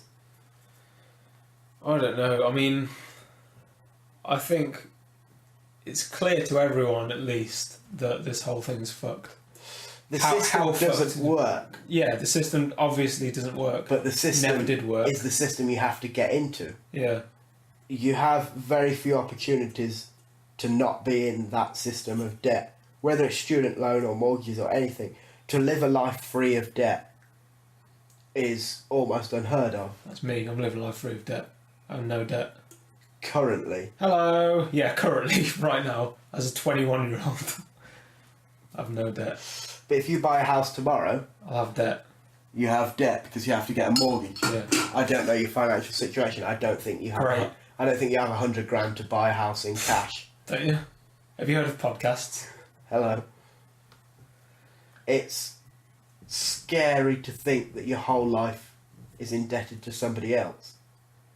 Yeah, but it's only your whole life is only indebted to somebody else if you consider your whole life to be your bank account. And I think hand in hand with this huge increase in debt is almost this necessary awakening among people our age who are realising that money isn't that important. And maybe it's a false realisation. Maybe it's going to bite us in the arse when we realise that, none of us have enough money to feed ourselves and clothe ourselves. But at the same time, we have.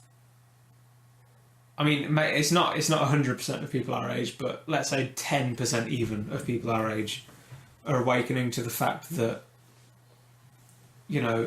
money isn't the end of the world, and just very simply awakening to the fact that these social games that we play are games, and they're not the reality. They're not real. Like, money isn't real, countries aren't real, debt isn't real, the economy isn't real. These are concepts that we all agree upon and hold. And these are things that 20-year-olds, like 20, 30 years ago, didn't really think about, as far as I'm aware. Or if they did, it was a few of them smoking loads of weed. And like now, this is something that a lot of people are realising and thinking about. A lot of about. people realise and think it, but we live in a society that doesn't realise and think it. No, yeah, so that's I can true. sit here and say, money isn't important, debt isn't Yeah. Debt isn't important, countries, etc. Yeah. aren't important. But I have to... You have to live in that society. I have to live in that society. Yeah. So I come out of university with zero guarantees. Yeah. And we now live in that recession where employment as a whole is completely scarce. Yeah. Especially for somebody with little to no experience. So you either have to accumulate more debt, gaining that experience, and working, internships, unpaid experience, or you have to take minimum wage jobs which you consider below you. Yeah. And while that is a problem with society that we consider jobs below us, we have high standards when it comes to jobs. But that's a norm. Yeah, it really is. If you go through education and you go through what is told to you from an early age as advancing yourself as a person and advancing your job opportunities, and you come out and all that's offered to you is minimum wage retail work, then you're going to think this is below me. Yeah. And it, to a certain extent, it is below you, because we live in a society where employment should be. I don't know if it should be, but if you have little to no education, you're only going to a certain point, unless you really make something of yourself. Yeah. Really, your ceiling is a very certain level. Whereas educating yourself should mean that it's a higher ceiling, and it's not. That's the situation. Yeah. And that's a scary world to live in, especially as a student, because nothing is guaranteed for you. and it devalues everything you're doing. If you go into university saying you pay all this and you get a horrible amount of debt, but as soon as you graduate, we hand you a job at X wage, and yes, you pay that off, but you pay it off comfortably. You're happy. I've been thinking of getting a job at X wage. Really?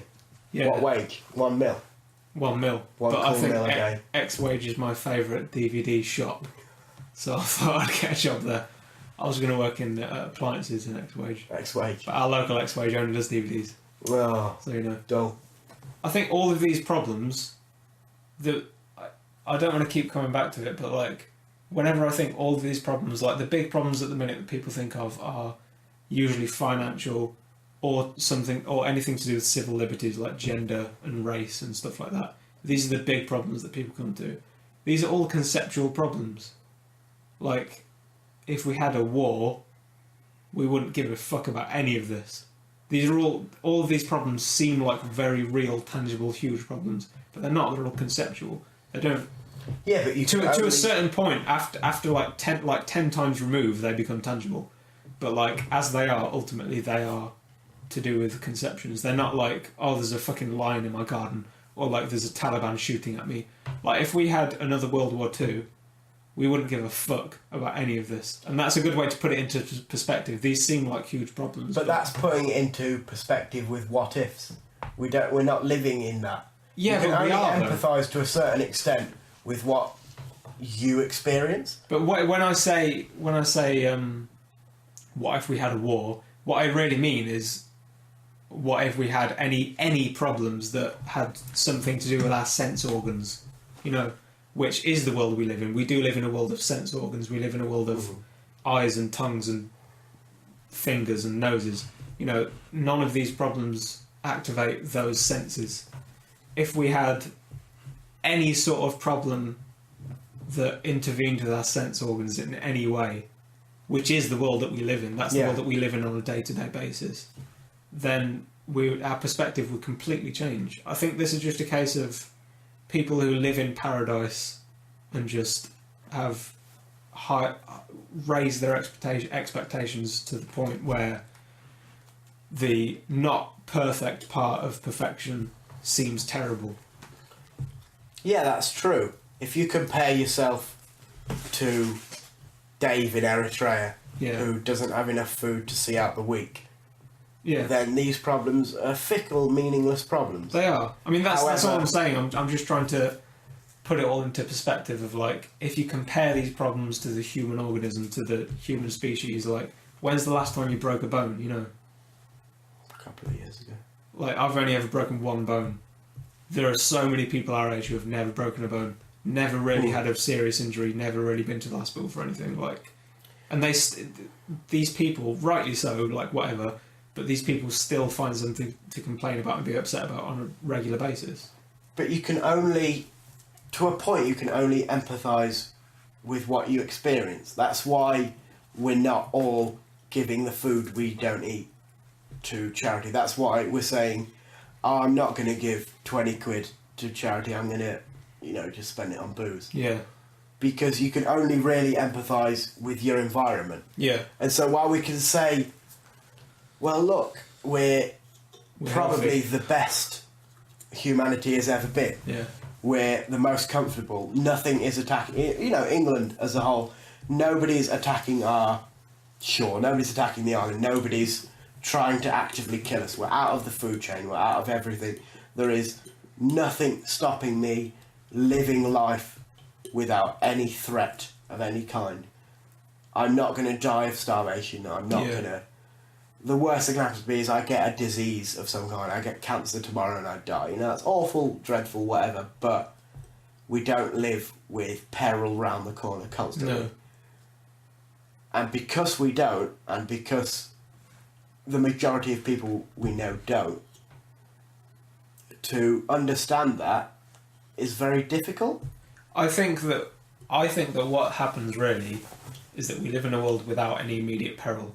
So because we live in a universe where there's always something above you and there's always something below you, we're right at the top of our food chain. We're right at the top. Like there's no peril, there's no danger. So we have to invent our own danger. We have to invent things like the housing bubble and the economy, and all of these conceptual things that don't really exist if you really look at it. But these things that do seem dangerous and do feel dangerous and do cause us anxiety. Because if we didn't have those things, we wouldn't feel human. And a part of the human experience, part of the experience of anything that exists is to, well, not anything that exists, but a part of the experience of any animal is to dominate something and be dominated by something else. And because we're in this situation where we're not really dominated by anything in a tangible sense, we have all of these conceptual things that dominate us, like the economy and like degrees. Governments. Yeah, governments. Yeah. These things that are so abstracted and far removed, and it's like a very strange situation where we're living this life of total unbalance, because the things below us are very tangible. The things below us are like chicken breast and, Yeah, well, it's the argument, would you rather be dominated by governments that force you to be in debt your entire life? Yeah. Or governments that kill you? Or animals that kill you? Or poverty? Well, I think and war. The problem is that everyone would say, well, I would rather just never experience anything bad ever. But then if you never experienced anything bad ever, it's a very obvious cliche thing to say, but you don't have the concept of what is good. Yeah. And you need real suffering in your life. You need it. But isn't that a cop-out answer to issues such as debt and education? Oh yeah, this is a massive cop-out. This is obviously... I don't want to argue that you don't need hardship in life, because you definitely do. But hardship you experience shouldn't be forced upon you. No. You shouldn't be forced into hardship paying bills, choosing whether to pay your college debt or paying your gas bill. Hardship should come from life dealing you a rough hand occasionally, because that's how life works. You occasionally get up, you break your leg, your mum dies, whatever levels it is, they're out of your control. Yeah. And those issues that are out of your control may change you as a person and make you who you are. Yeah. But issues which shouldn't be an issue being an issue, if that makes sense. Like debt. I don't think you should be forced into 10, 20, 30, your lifetime of debt by trying to further yourself as a person. That's the issue. But what if... Imagine if you tried to further yourself as a person and there were no consequences. There were no negative consequences. Like, it wasn't difficult, it was easy, there was nothing wrong with it. But doing that is difficult. Yeah, but imagine if it wasn't, though. But surely the task of educating yourself and going through systems and working hard to get those degrees is the task in itself. It is. In the same way that if you don't go to university, you get an entry-level job at whatever company, and you work 9 to 5 for 30 years, making yourself a better person and moving yourself up the ladder. You're not indebted to that, other than the work you put in. Nothing bad comes of that. The only downsides of that are the difficulty of it. Yeah. And degrees are difficult. Yeah. On top of that, should you have 50, 60 grand of debt? Yeah. No, arguably not. Understandably, these things have to be funded from somewhere. Yeah. But we're at a point now where there's no limit to it. Yeah. To a point where universities can charge anything. You're at a point where the cons and the pros just aren't balanced anymore. No. You're at a point where education is free for a long time and then suddenly becomes as much as you want. And we live in a society where a degree is already massively undervalued, but if you allow tuition fees to increase, you get to a point where it becomes elitist. Yeah. And you get to a point where you say, I can't afford to go to university on my own. I have to borrow and I have to get into the cycle of debt. Yeah. And if that's something you're not willing to do, then you cannot further yourself as a person. Yeah. And if we live in a society which puts furthering yourself as a person behind money, then there's something quite obviously wrong with the society itself. If the psyche is keeping people who want to further themselves down because they haven't got the finances, then something is fundamentally wrong. Yeah, but like, how the fuck do you fix any of that? I mean, one of the big problems is that we're in too deep when it comes to all of these things we've been talking about. Like we were talking about food earlier on. We're in way too deep. Who can possibly fix any of that? But because we're in too deep, should we just go, well, you know? I don't know what we should do. I've sort of if you're opted out of the drowning whole in the thing. deep end, do you accept that you're drowning? I don't know. No, you try. I didn't get into the deep end. Naturally, you try and fight it. that and swim against it. And some people fail and some people get out. Yeah. Like, what can you do other than say this is wrong? I mean, it's just... I think that we're experiencing higher education coming to a head. Because higher education has existed for like 1,000 years, I think. Around 1,000 years. Like, when did Oxford... When's the oldest university is in Egypt, and it's been around for a long, long time. Like, I mean, the concept of elitist education has been around for a long time, and it's been a part of so many cultures, and you know, it's ingrained itself into our society. And now we're experiencing this strange shift in our society where suddenly all sorts of barriers have been broken down by the internet. All sorts of barriers, language barriers, class barriers, money barriers have been broken down by the internet. University was established in 859. There you go, that's fucking ages ago. That's a long time ago. That's before some civilizations, you know, that's like a long time ago. I mean, I think like Aztecs were like 10 something or other. But anyway, that's like...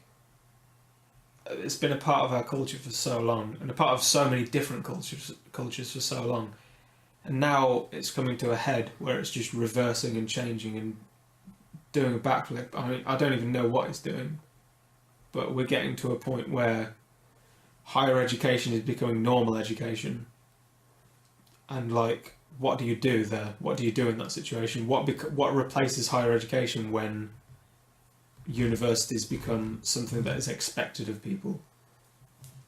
Because higher education serves a purpose. It's to distinguish hard workers and talented people from the rest of society. Not in an elitist way, but in a way that says, look, here are the people who are going to make a big difference to society. And everyone's going to make a big difference in the sense that, you know, every farmer and every painter makes a difference in some sense. But here are the people who are going to, like, come up with new ways to remove appendixes and shit like that.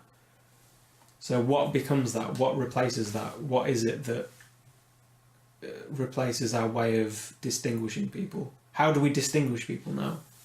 Now that higher education is such an accepted thing, and even research, even scientific research is it's getting to a point where that's got to fall prey to some of the practices of like clickbait and SEO and stuff like that, like things where you're trying to gain an audience and earn money. Like all of these things are being distilled into this mess. Where is the tip of the iceberg at this point? Because it used to be very clear. Where is it now? You don't have a tip of the iceberg anymore. No. Things that peak in the same way that you need a certain degree to get a certain job. Now, the degree of 20 years ago is the masters of today. That increases and increases and increases. But where does it end? There's a point where further education stops. Yeah. There's only so far you can go in it. You can get a master's, you can get a doctorate, you can get whatever you want. That ends at some point. When that becomes the entry level, when you have to pay however many thousands, probably 100,000 at that point, to get to that point, what distinguishes you from everybody else? Mm. The doctorate probably is the biggest, your PhD is your biggest sort of academic sign of intelligence, whatever now. But what happens when that bursts? When everybody gets that, what is the next point? I don't know. It's going to have to be something brand new, something totally new, that probably isn't... It's probably going to be something democratic, because that's where everything's headed, especially with the internet. Everything's headed to a point where people decide everything. everything is voted upon by average people, often anonymous people, and so I don't think it's going to be something that's government regulated. I don't think it's going to be something that's standardised in any way. I think it's going to be much more fluid.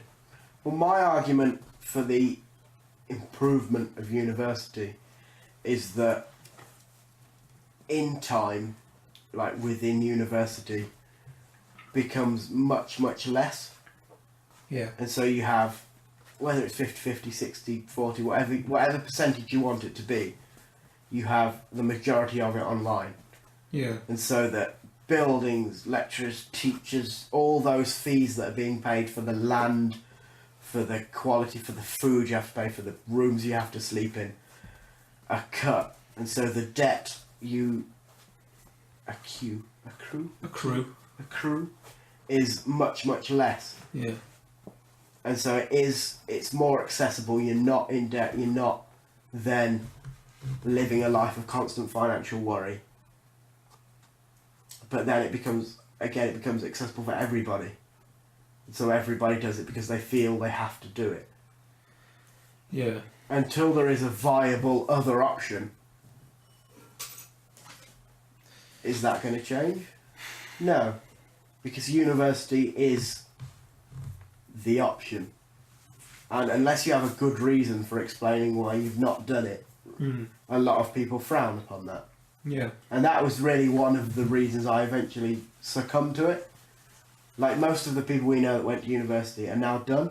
Yeah. Which is a weird situation to be in for me. Because I took however many years I took out and then went and did it. Because I felt, well, if I don't do it, I don't have a practical skill. Yeah. That excuses me almost. Yeah. I'm not an incredible bricklayer. Yeah. I'm not an incredible electrician. I'm not an incredible manual person. Mm-hmm. That means I can excuse myself from not doing it. Mm-hmm. I don't have that to fall back on. Yeah. So what do I do? So it's almost like you have to... Well, I'm backed into a corner to a certain extent. Unless I trust... And I do trust it. It's got me a long way of sort of charisma and vague experience. Yeah. Because I can walk in and say, well, no, I've not got a degree, but I've done X, Y, and Z in my 2 years off. Yeah. And I can crack a joke with you. That's, to a certain extent, it. Yeah. And while that's got me a certain amount of places and I've landed on my feet in many ways, that's not a life. Yeah. I can't bank on that forever. Yeah. So I feel like I have to get a degree as a safety net. Because basically, with the other argument, I feel like I'm walking a tightrope without it. And if I fall, I've got nothing to back up on. Yeah. I've got nothing to catch me. And I'm going to end up in Lidl. Stocking shelves. Yeah. You know, in your depressing job. Yeah. But it doesn't mean anything. There's no guarantees from that degree. Like I have a friend who got a first from King's College London, which is a great university. Did a great subject. Obviously, worked his balls off. And is now a receptionist. What? you have no guarantees from it. Yeah. Other than, well, I have a piece of paper now that opens some doors for me, in theory. Yeah. But a lot of people also have that. Yeah. So it's devalued. It's so devalued. Like our parents' generation, when they got degrees, if they chose to get them, it was a huge deal. Yeah. Because at that age, especially for guys, you leave, you get a trade. You leave school, you get a trade, and that trade is then your life. But we don't have that anymore. No. And even if you want to trade, there's a degree in that trade. Why have you not done this degree in that trade? Yeah. Well, because I don't want to spend 50 grand getting a piece of paper that says I've done 3 years studying that trade. That's it. Like that's it. There's no reason or purpose for me to be at university. Regardless of what I'm studying, I enjoy what I'm studying, but put any subject in there there's no reason for me to be there. I've got no practical work experience from those 3 years. Yeah. Other than... You just need that on that piece of paper. Yeah, that says, well, you've done it. Yeah. And the education system is such that you're not taught to retain that knowledge and gather that knowledge and become X, Y, and Z. You're taught enough to get you by, and enough to jump through. You're taught to pass exams. Yeah. And so really you come out of that, well, you've done 3, 4, 5, 6, how many years you do of it, it's not the same. Yeah.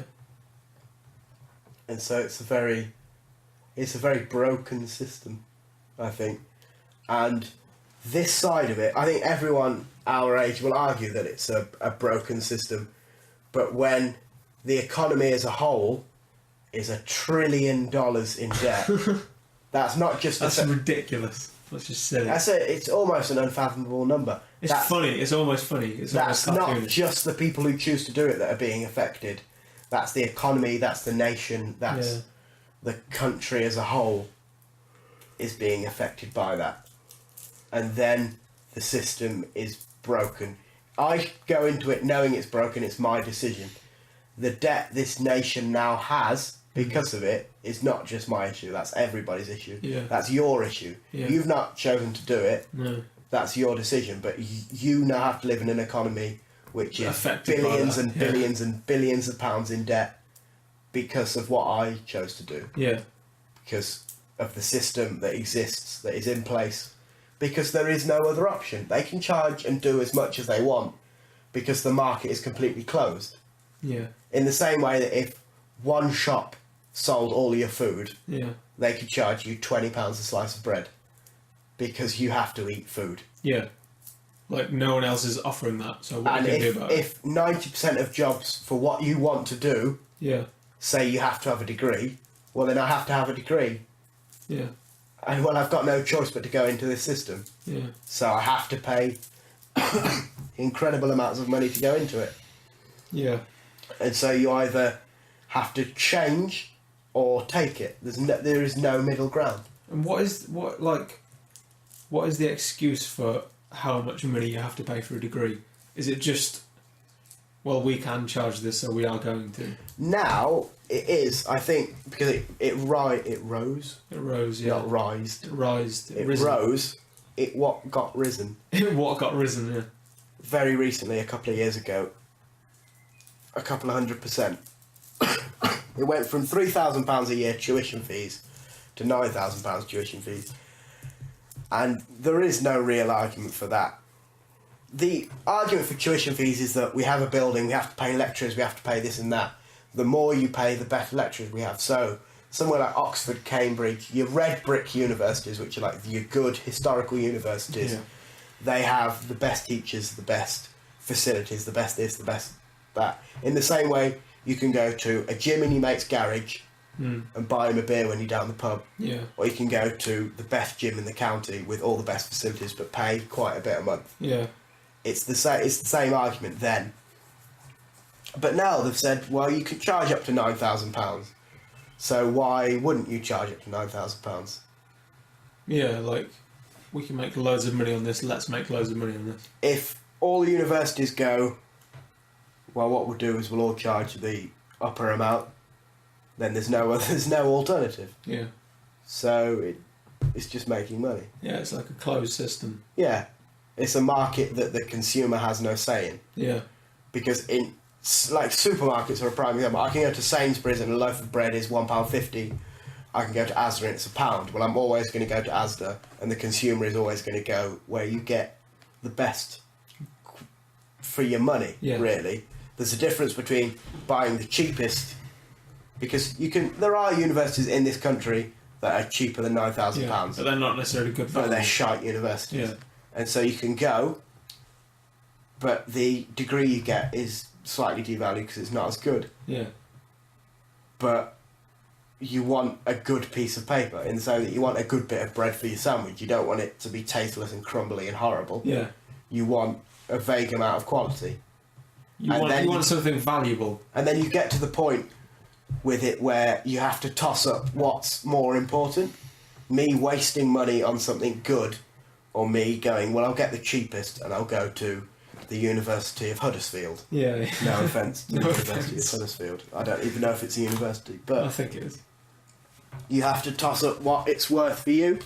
Yeah. And so you can go, well, I want to be in as little debt as possible, but you're going to come out with a shitty degree regardless of what you get. Yeah. You can get 100%, you can get a brilliant first, but if it says on it, Oxford, 100%, people can go, fucking hell, Oxford, cool, great. Yeah. If it says the University of Dogshit Alley, it's going to say, well, you know, it's the University of Dogshit Alley, that's not a great university. Exactly. Yeah. There's no history, there's no nothing there. So you're left with either buying into a system of being horribly in debt for your working life, or being horribly in debt for a shorter period of time, but having less doors open for you. Yeah. It's weird. It's a obviously weird system. It's a fucked up situation. Yeah. No one wants to be in. Really. And if There's no one who's really happy with it. and if financial aid, government loans, etc., didn't exist, the university system would be completely different. Yeah. Because the amount of people in this country currently in the economic system we're in that can afford to pay for 3 years of tuition, just tuition at £9,000 a year for 3 years is 27 grand. Before you even get into housing, food, like living costs. Yeah. I'll probably be in like 50, 60 grand by the end of it.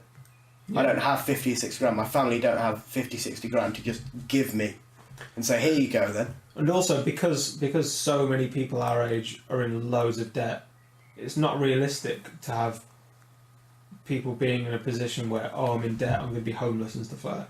So we have these laws in place where you only have to pay the debt back when you earn a certain amount of money, and so it becomes moot debt. So it becomes debt that people only worry about passively, and that like. Well, I was saying this earlier. We were walking to the shop. Yeah. The money I have in my bank account, all of it, isn't my money. Isn't yours? Yeah. I don't know how much I have in my bank. Pick a figure. £1 grand, £2 grand, £3 grand, 100 grand. None of it. 10 million. None of it, in theory, is it? mine. I have to eventually pay that back. Yeah. But you live in a world where it's like, oh well, I'm going to get this because I have money in my account. Yeah. Really, if that was an overdraft, you'd be like, oh shit, oh Yeah. fuck, cock. Oh, balls. But it isn't. And so it's just a nightmare situation. I think we've got to stop talking about degrees now. Yeah, it's a nightmare. I'm starting to get really upset. And I've also just realised how funny it is that you've been wearing a t-shirt on your head for this entire Like a conversation. do-rag. Yeah. Yeah. I'm quite impressed by that. I have an uncle, though, however, who graduated university in let's say 93, 94. Yeah. Right? He, Around about when I was born. yeah, a little bit afterwards, he has zero debt. Yeah. He lived a shitty university life, don't get me wrong, he didn't drink or anything, but he graduated with zero debt. Is that because he didn't spend much of his money? Well, he lived very, very frugally, undoubtedly, Yeah. but I live very frugally now. Yeah. Yeah, I drink and I smoke, and that's a big chunk of money. But even take away that money, I'm in a lot of debt. £9 grand tuition fee that I can't pay. That's not something I don't have £9 grand kicking about. My mother, I think, had an £800 loan. £800 for what? Oh, for just not for university. No, for university each year it was £800. Oh, right. How long ago was this? Graduated in 92. I was born 93. So like 20 years ago. Yeah, I mean, in the scale of things, that's not that long ago. 800 quid. I have £3.5 grand maintenance loan a year, which is just spending money. I have £9 grand tuition, and I have £9 grand housing. Yeah. So I'm in 22 grand a year, Yeah. Fucking hell. which is 66 grand, which So is much. annually an incredible wage. Yeah. If you can get a job that pays you 66 grand a year, you've done brilliant. You've done quite well, yeah. You think you will? I think you will. Podcasting. I think I could, in all seriousness, I think I could get a decent job eventually Yeah. that can pay me 66 grand a year, but I'm going to have to, A, stay in London, Yeah. in this country London is the economic hub of this country. Yeah. Everything you need is in London. Yeah. Jobs are in London, money is in London. And I'm also going to have to stay and work for a prolonged period of time, probably 5 to 10 years, at whatever it is, before I'm on that kind of pay scale. I'm not going to be able to just jump in at a manager role and say, well, great, I'll take your huge amounts of money. I accidentally applied for a job the other day that wanted graduates. And I got a call back because obviously my CV doesn't say that I've graduated from university because I haven't. Yeah. So I got a call back saying like, I'm really interested in your CV. Looks like you've left some information out. If you could just call us back. So I didn't call back. You went, nah. Yeah, I just thought It's not worth it. An error. Anyway, do you want to not? Can we not talk about degrees anymore? Because I'm starting to get really depressed. I might just shoot my own face off. That's what I think every day. You might just shoot your own face off. Is there a Jaffa cake there for me, or is that all of them? There is one more left. I'm going to have this Jaffa cake. Do you want to do another article, because we've got 2 hours in? Yeah. Should we do one more? Well, then we'll have done 2 each. Right. Might have been quite depressing. I'm going to be honest. I'm sorry, listener. Alright, here's a good one then. Google's self-driving car has no pedals and no steering wheel. Woo! Interesting! This is on geekology.com. I've been going to geekology.com for years now. For all your geekology needs. All my geekology needs. Shout out! This is, shall I read this excerpt? I don't know what... It has no pedals. This is an excerpt. That's how you pronounce it? Excerpt. Excerpt from Slate.com. Designed and built by Google from the ground up, it's not just a self-driving car, but a true driverless car. A tiny bubble-shaped two-seater. It looks like a smart car, basically. It's designed to pick people up at point A and deposit them at point B without any intervention on their part. Just set the destination and push the go button and you're free to look out the windows, read a book, work on a laptop, or go to sleep. No driver's license needed. Perhaps more importantly, no ownership needed. Google envisions a future in which people simply order a self-driving car when they need one. When they drive around at their destination, they hop out and the car goes on its way like a taxi service. Do you want to see this picture of this car? Who finances that? Google. Google finance. What do they gain from that? I have no idea. That's cool. Cool. It's a weird looking car, isn't it? Very, very cool. It looks like a smart car. It looks like Mark. Without a fender. Yeah, it does. I imagine maybe they'll put adverts in the car. Google are very big on adverts. Yeah. I mean, I don't know how they'll make money. This journey is... Oh no, they'll make money because people will have to pay to use the service. A boy. That's how they'll make money. Because it'll be like 60 quid to use it. Can you buy one? No, I think the point is that they'll deposit, like, let's say 20 cars into a big city. 20 of these cars into a big city. And then you'll call the number and order one. And it'll just drive to you on its own like a robot. Yeah. And then you'll get in, program in your destination, press the button, and it'll drive you there. And then you get out. It's like, thank you for using Google. And then it just drives off. Just get a taxi. Yeah, but taxi drivers, yap. Yeah. I'm noticing that we're going more and more in the way of not having to interact socially whatsoever. With anything or anybody. Go to any supermarket now and you really don't have to talk to anybody. You can get in, pick up your crisps, pay at the self-service, get pissed off. Or if you have a life, which I don't, then pick up your weekly shop. Which I imagine you do have to talk to people for that. Just get crisps. Why bother getting anything but crisps? Uh-huh. But the thing about these cars is... You knew someone who owned a crisp, didn't you? And what did he get? What did he get? Fuck. What was it? You know what it was. Do you want me to say it? Yes. Scurvy. Scurvy. Yes, you got scurvy. Yeah. You got scurvy. He ate crisps and only crisps for like scurvy. A year. Who gets scurvy? He was weird. He was always very weird. And he used to sit opposite me and former TFC stalwart Thomas Wagstaff. Oh, yeah. In one of our lessons at college. Yeah. And it would be funny, and he would sort of have quite a dry sense of humour. Like, oh, he's good. I hope he sticks about. Oh, it's nice meeting him. And then he just stopped appearing. And we were like, oh. What with the scurvy, I imagine? We were like, oh, that's weird. I wonder what's happened to him. I hope he comes back at some point. And then it got revealed he got scurvy. And then I spoke to him, like, yeah, I just ate crisps and only crisps for like a year. Idiot. There's no crisps I don't want to be for only a year. I don't want to be a dick, but if you're just entirely his own fault. Just going to eat salt and vinegar frisps for like Frisps 12 are great. months. Frisps are great. Do you want some McCoys? I've got some McCoys. We'll have it after the show. I don't know about that. I don't disturb people with my sexy crunching. No. McCoys are posh frisps. And frisps are working class McCoys. Frisps are great. I once got 12 packs in Heron. Yeah, Heron is where they sell frisps. I don't think you can get frisps outside of Heron. 12 packs for £1. Yeah. Just think about value. That's like 8p. And they're really nice as well. Yeah, they're delicious. Anyway, self-driving cars though. What do you think? Surely this is just going to be a nightmare. It's going to be an elitist thing for a huge amount of time because the cost needed to make these. You don't need a self-driving car. You need a program that self-drives a car. Yes. Because if you have a program, you can just install punch in your car. Well, maybe there's some sort of hardware that you need though. Even if it's £1,000 to take it in a garage, okay, get the hardware. Yeah. Then that's revolutionary because you don't need to drive, and driving becomes a thing of the past. There'll be people who still want to drive, obviously, and you still should be allowed to drive. People will still drive, yeah. For years and years. Yeah, there's nothing wrong with that, but if you have the option not to drive, then it's incredible. I mean, the whole idea of needing to be a certain age to drive goes out of the window. I probably first heard about self-driving cars when I was like 15, I guess.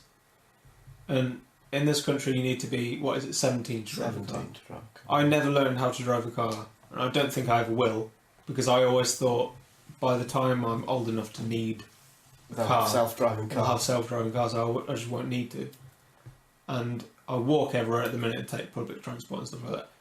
That's not the main reason that I haven't learned to drive. The main reason is that I don't have money.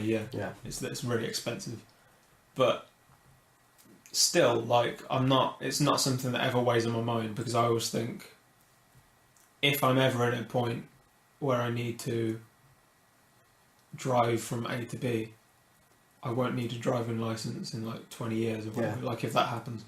And even so, public transport is so... It sounds like this whole infrastructure that Google is planning sounds like just another option for public transport. Well, I live in London at the minute, and it's probably the only city in the country where you don't need a car. Yeah. And it's weird living there because nobody drives. Yeah. There's nobody at all drive. Like, who There's a tiny percentage of people who drive. Do you know a lot of people who drive? I don't know anybody who has a car in London. Yeah. I know a girl who lives in London who has a car and drives to and from London from here to London, but she lives she doesn't even live in a tube zone.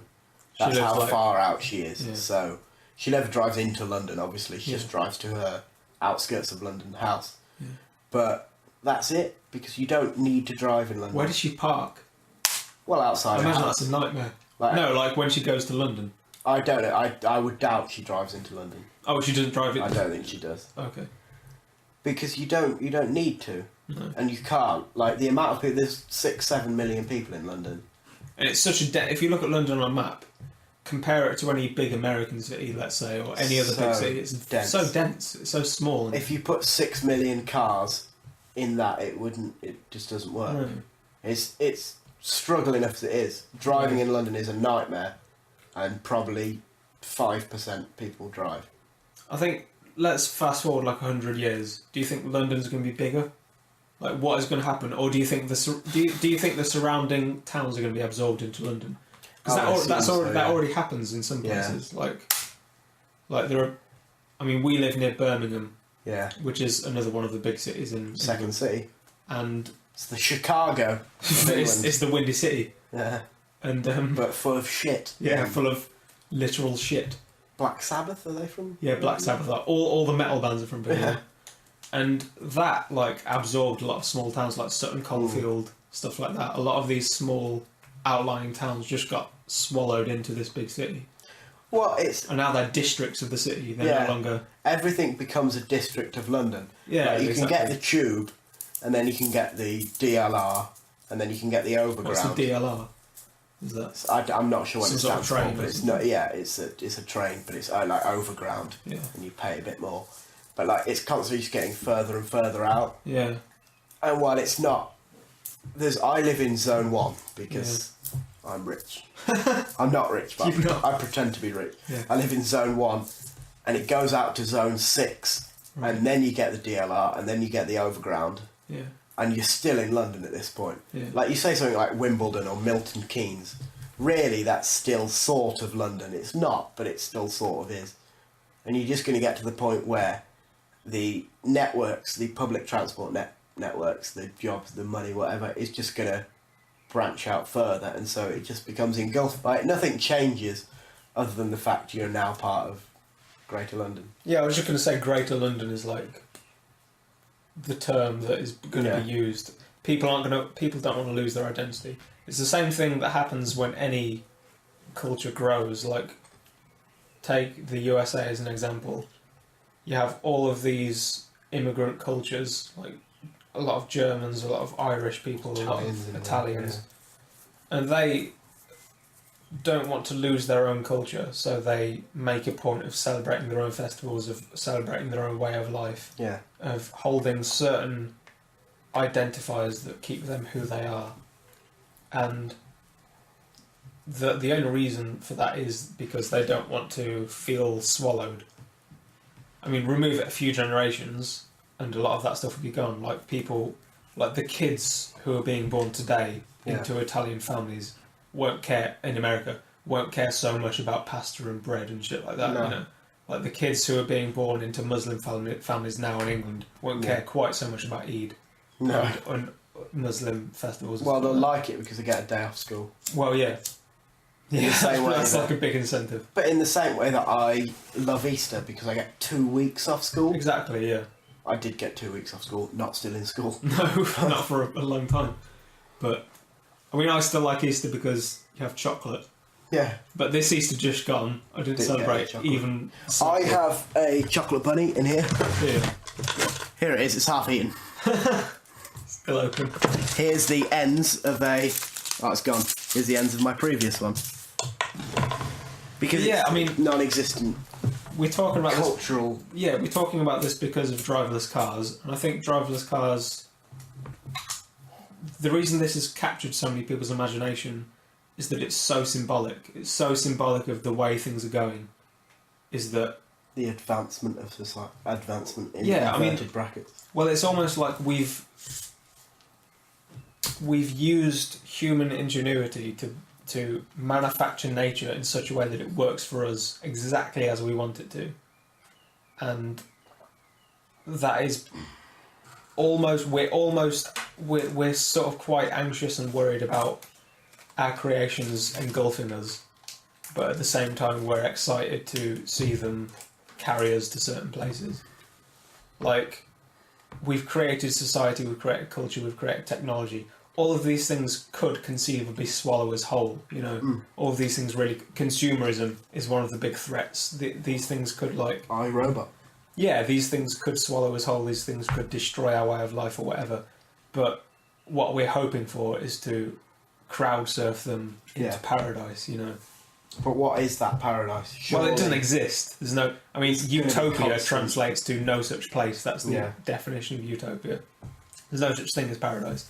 That's why all these religions say you go to paradise when you die. It's their way of saying, fuck you, it doesn't happen. There's no such thing, you know, suffering is a part of life. Suffering is life. Yeah, but that's not a reason that you shouldn't hope. Hope for it, no, of course not. And I think hope is paradise. The concept of paradise existing in your head is as close as you're ever going to get to it. Yeah.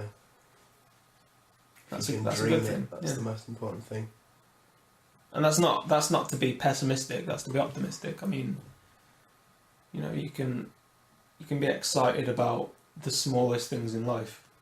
I mean, especially nowadays, people feel like you have to pay for excitement because we're in such a consumerist lifestyle. You have to pay for joy. You have to pay for happiness. You have to earn your happiness. You have to earn your joy. People no longer feel like just, you know, watching a street lamp turn on at like 8 p.m. You can't derive happiness from that. You haven't earned that. How dare you be happy because of that? You know, like there are all sorts of weird little things that people get happy about. Consumerism is weird as well. There's a certain level of happiness, and the more you spend, the bigger you should be allowed to feel about that. Yeah, yeah. Like if I buy a pair of shoes from Shoe Zone in town for a £5, I can go, well, they're shoes and I can walk in them. But I only paid a £5. But I only pay for a £5, so I'm not really delighted about it. But if I buy, a pair of Nike Airs for 150 quid, I should be able to go, yeah. Yeah, exactly. And rock them and show them off and go, yeah. We've created all of these... the same amount of leather, yeah. All of these artificial gradations of, like... Zero leather. Emotions that, like, don't really have any bearing on reality. But if we want to play this game, if we want to live in this society, you have to sort of live by them, Yeah, and play along with the game. Otherwise people judge you for it. It's one of those things where if you take a step back, it's so clear that we're in an ideology, and it's so clear what the shape of that ideology is, or ideology, however you want to pronounce it. But a lot of people don't realise that, and a lot of people never think about that. I don't think people want to realise it to a certain extent. No, it's scary to think of, because it's like... People enjoy everything that I knew feeling. is real is actually only contained within reality. Like, my entire reality is contained within a grey reality. That's a scary thing to think about. Like, you don't want to think about that. Our reality is very strange. It's weird, isn't it? I think that's sort of been a topic of the past 8 hours of conversation. It's been... Let me see how long it's actually been. It's been 2 hours and 23 minutes. Our reality is weird. Yeah. And everyone's reality is completely different. Which only makes it weirder. Yeah. That fact in itself is I strange. have a thing on Twitter, like a people I know list. And it's like all the people I actively know in real life. Yeah. And the most recent tweet, 13 minutes ago, hello 4:30am, cries a little inside, #night feed. Who's this? So somebody's getting up and feeding their baby. Oh, right. And we're sitting here discussing driverless cars. I mean, there are people who have chicken satay sticks. There are people who have like cluster headaches, where you have like the worst pain imaginable in your head.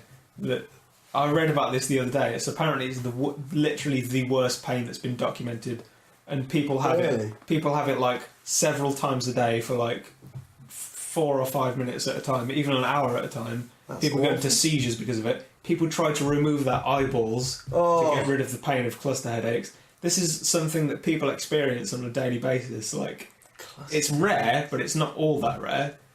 If you think of like Googling that, stuff like this is going on right now. People are experiencing these fucking horrible headaches right now. People are also coming right now.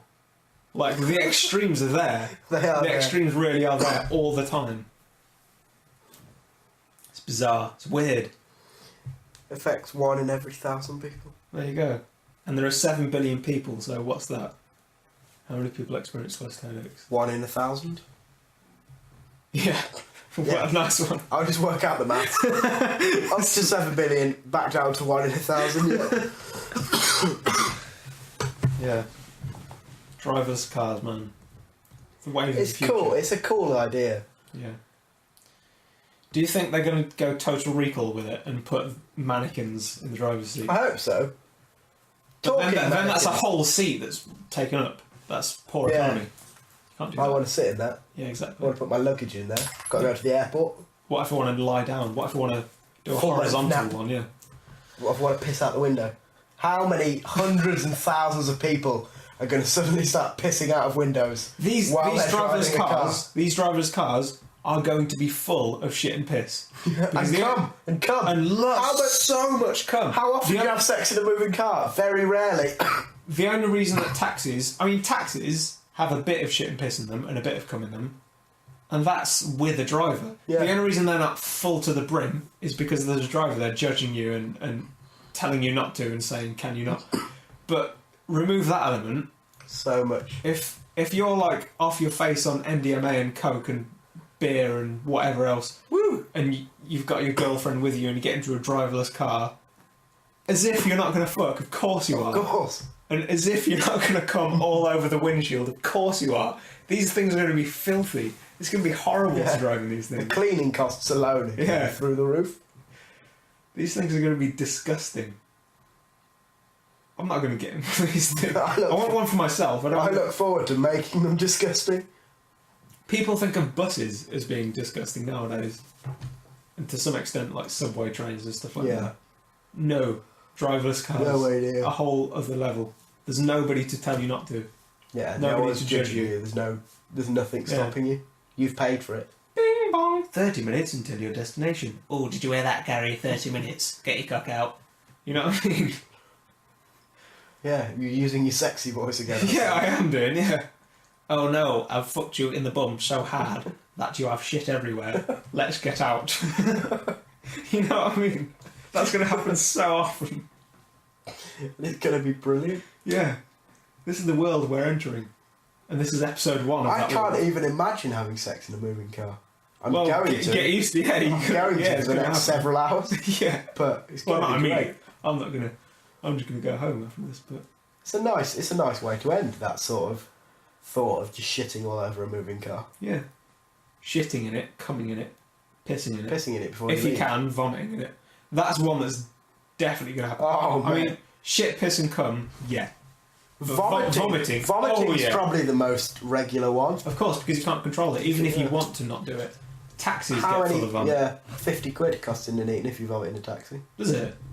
In like just a random town in Nuneaton. No, in it doesn't. England. Random town in small market town. Large market town, actually. Yes, the largest town in Warwickshire. Yeah, so thank you very much. Not quite a city, but Yeah, if we had a cathedral, Bedworth, yeah. Atherstone Town would piss in your face. I don't think we'll be getting driverless cars.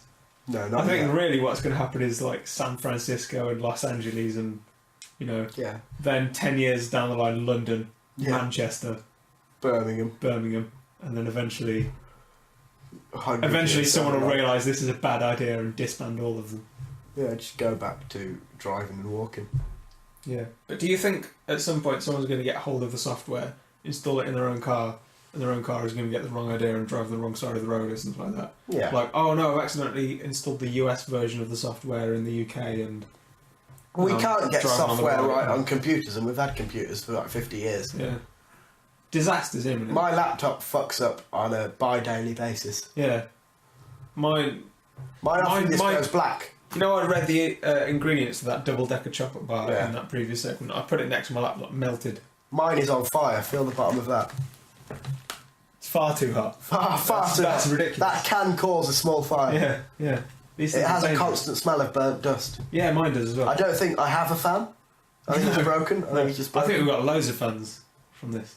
Oh, from this? From Yeah, this hundreds first and EP. thousands. Yeah.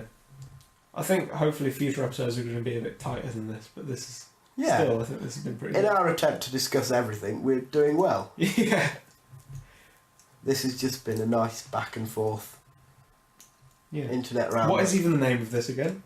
TLDR? TLDR, but what's the subtitle? The internet stuff. The Internet Digest. Yeah.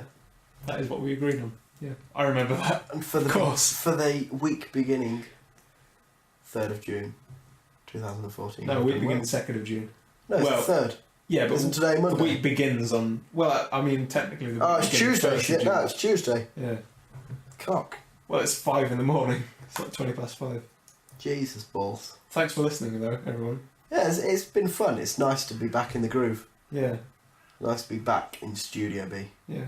It's nice to be back amongst the birds, the beer, The birds... and the satay sticks. yeah. From Asda, £1 for £1. 8, I think. 8, bargain. It's really good, really cheap. Yeah.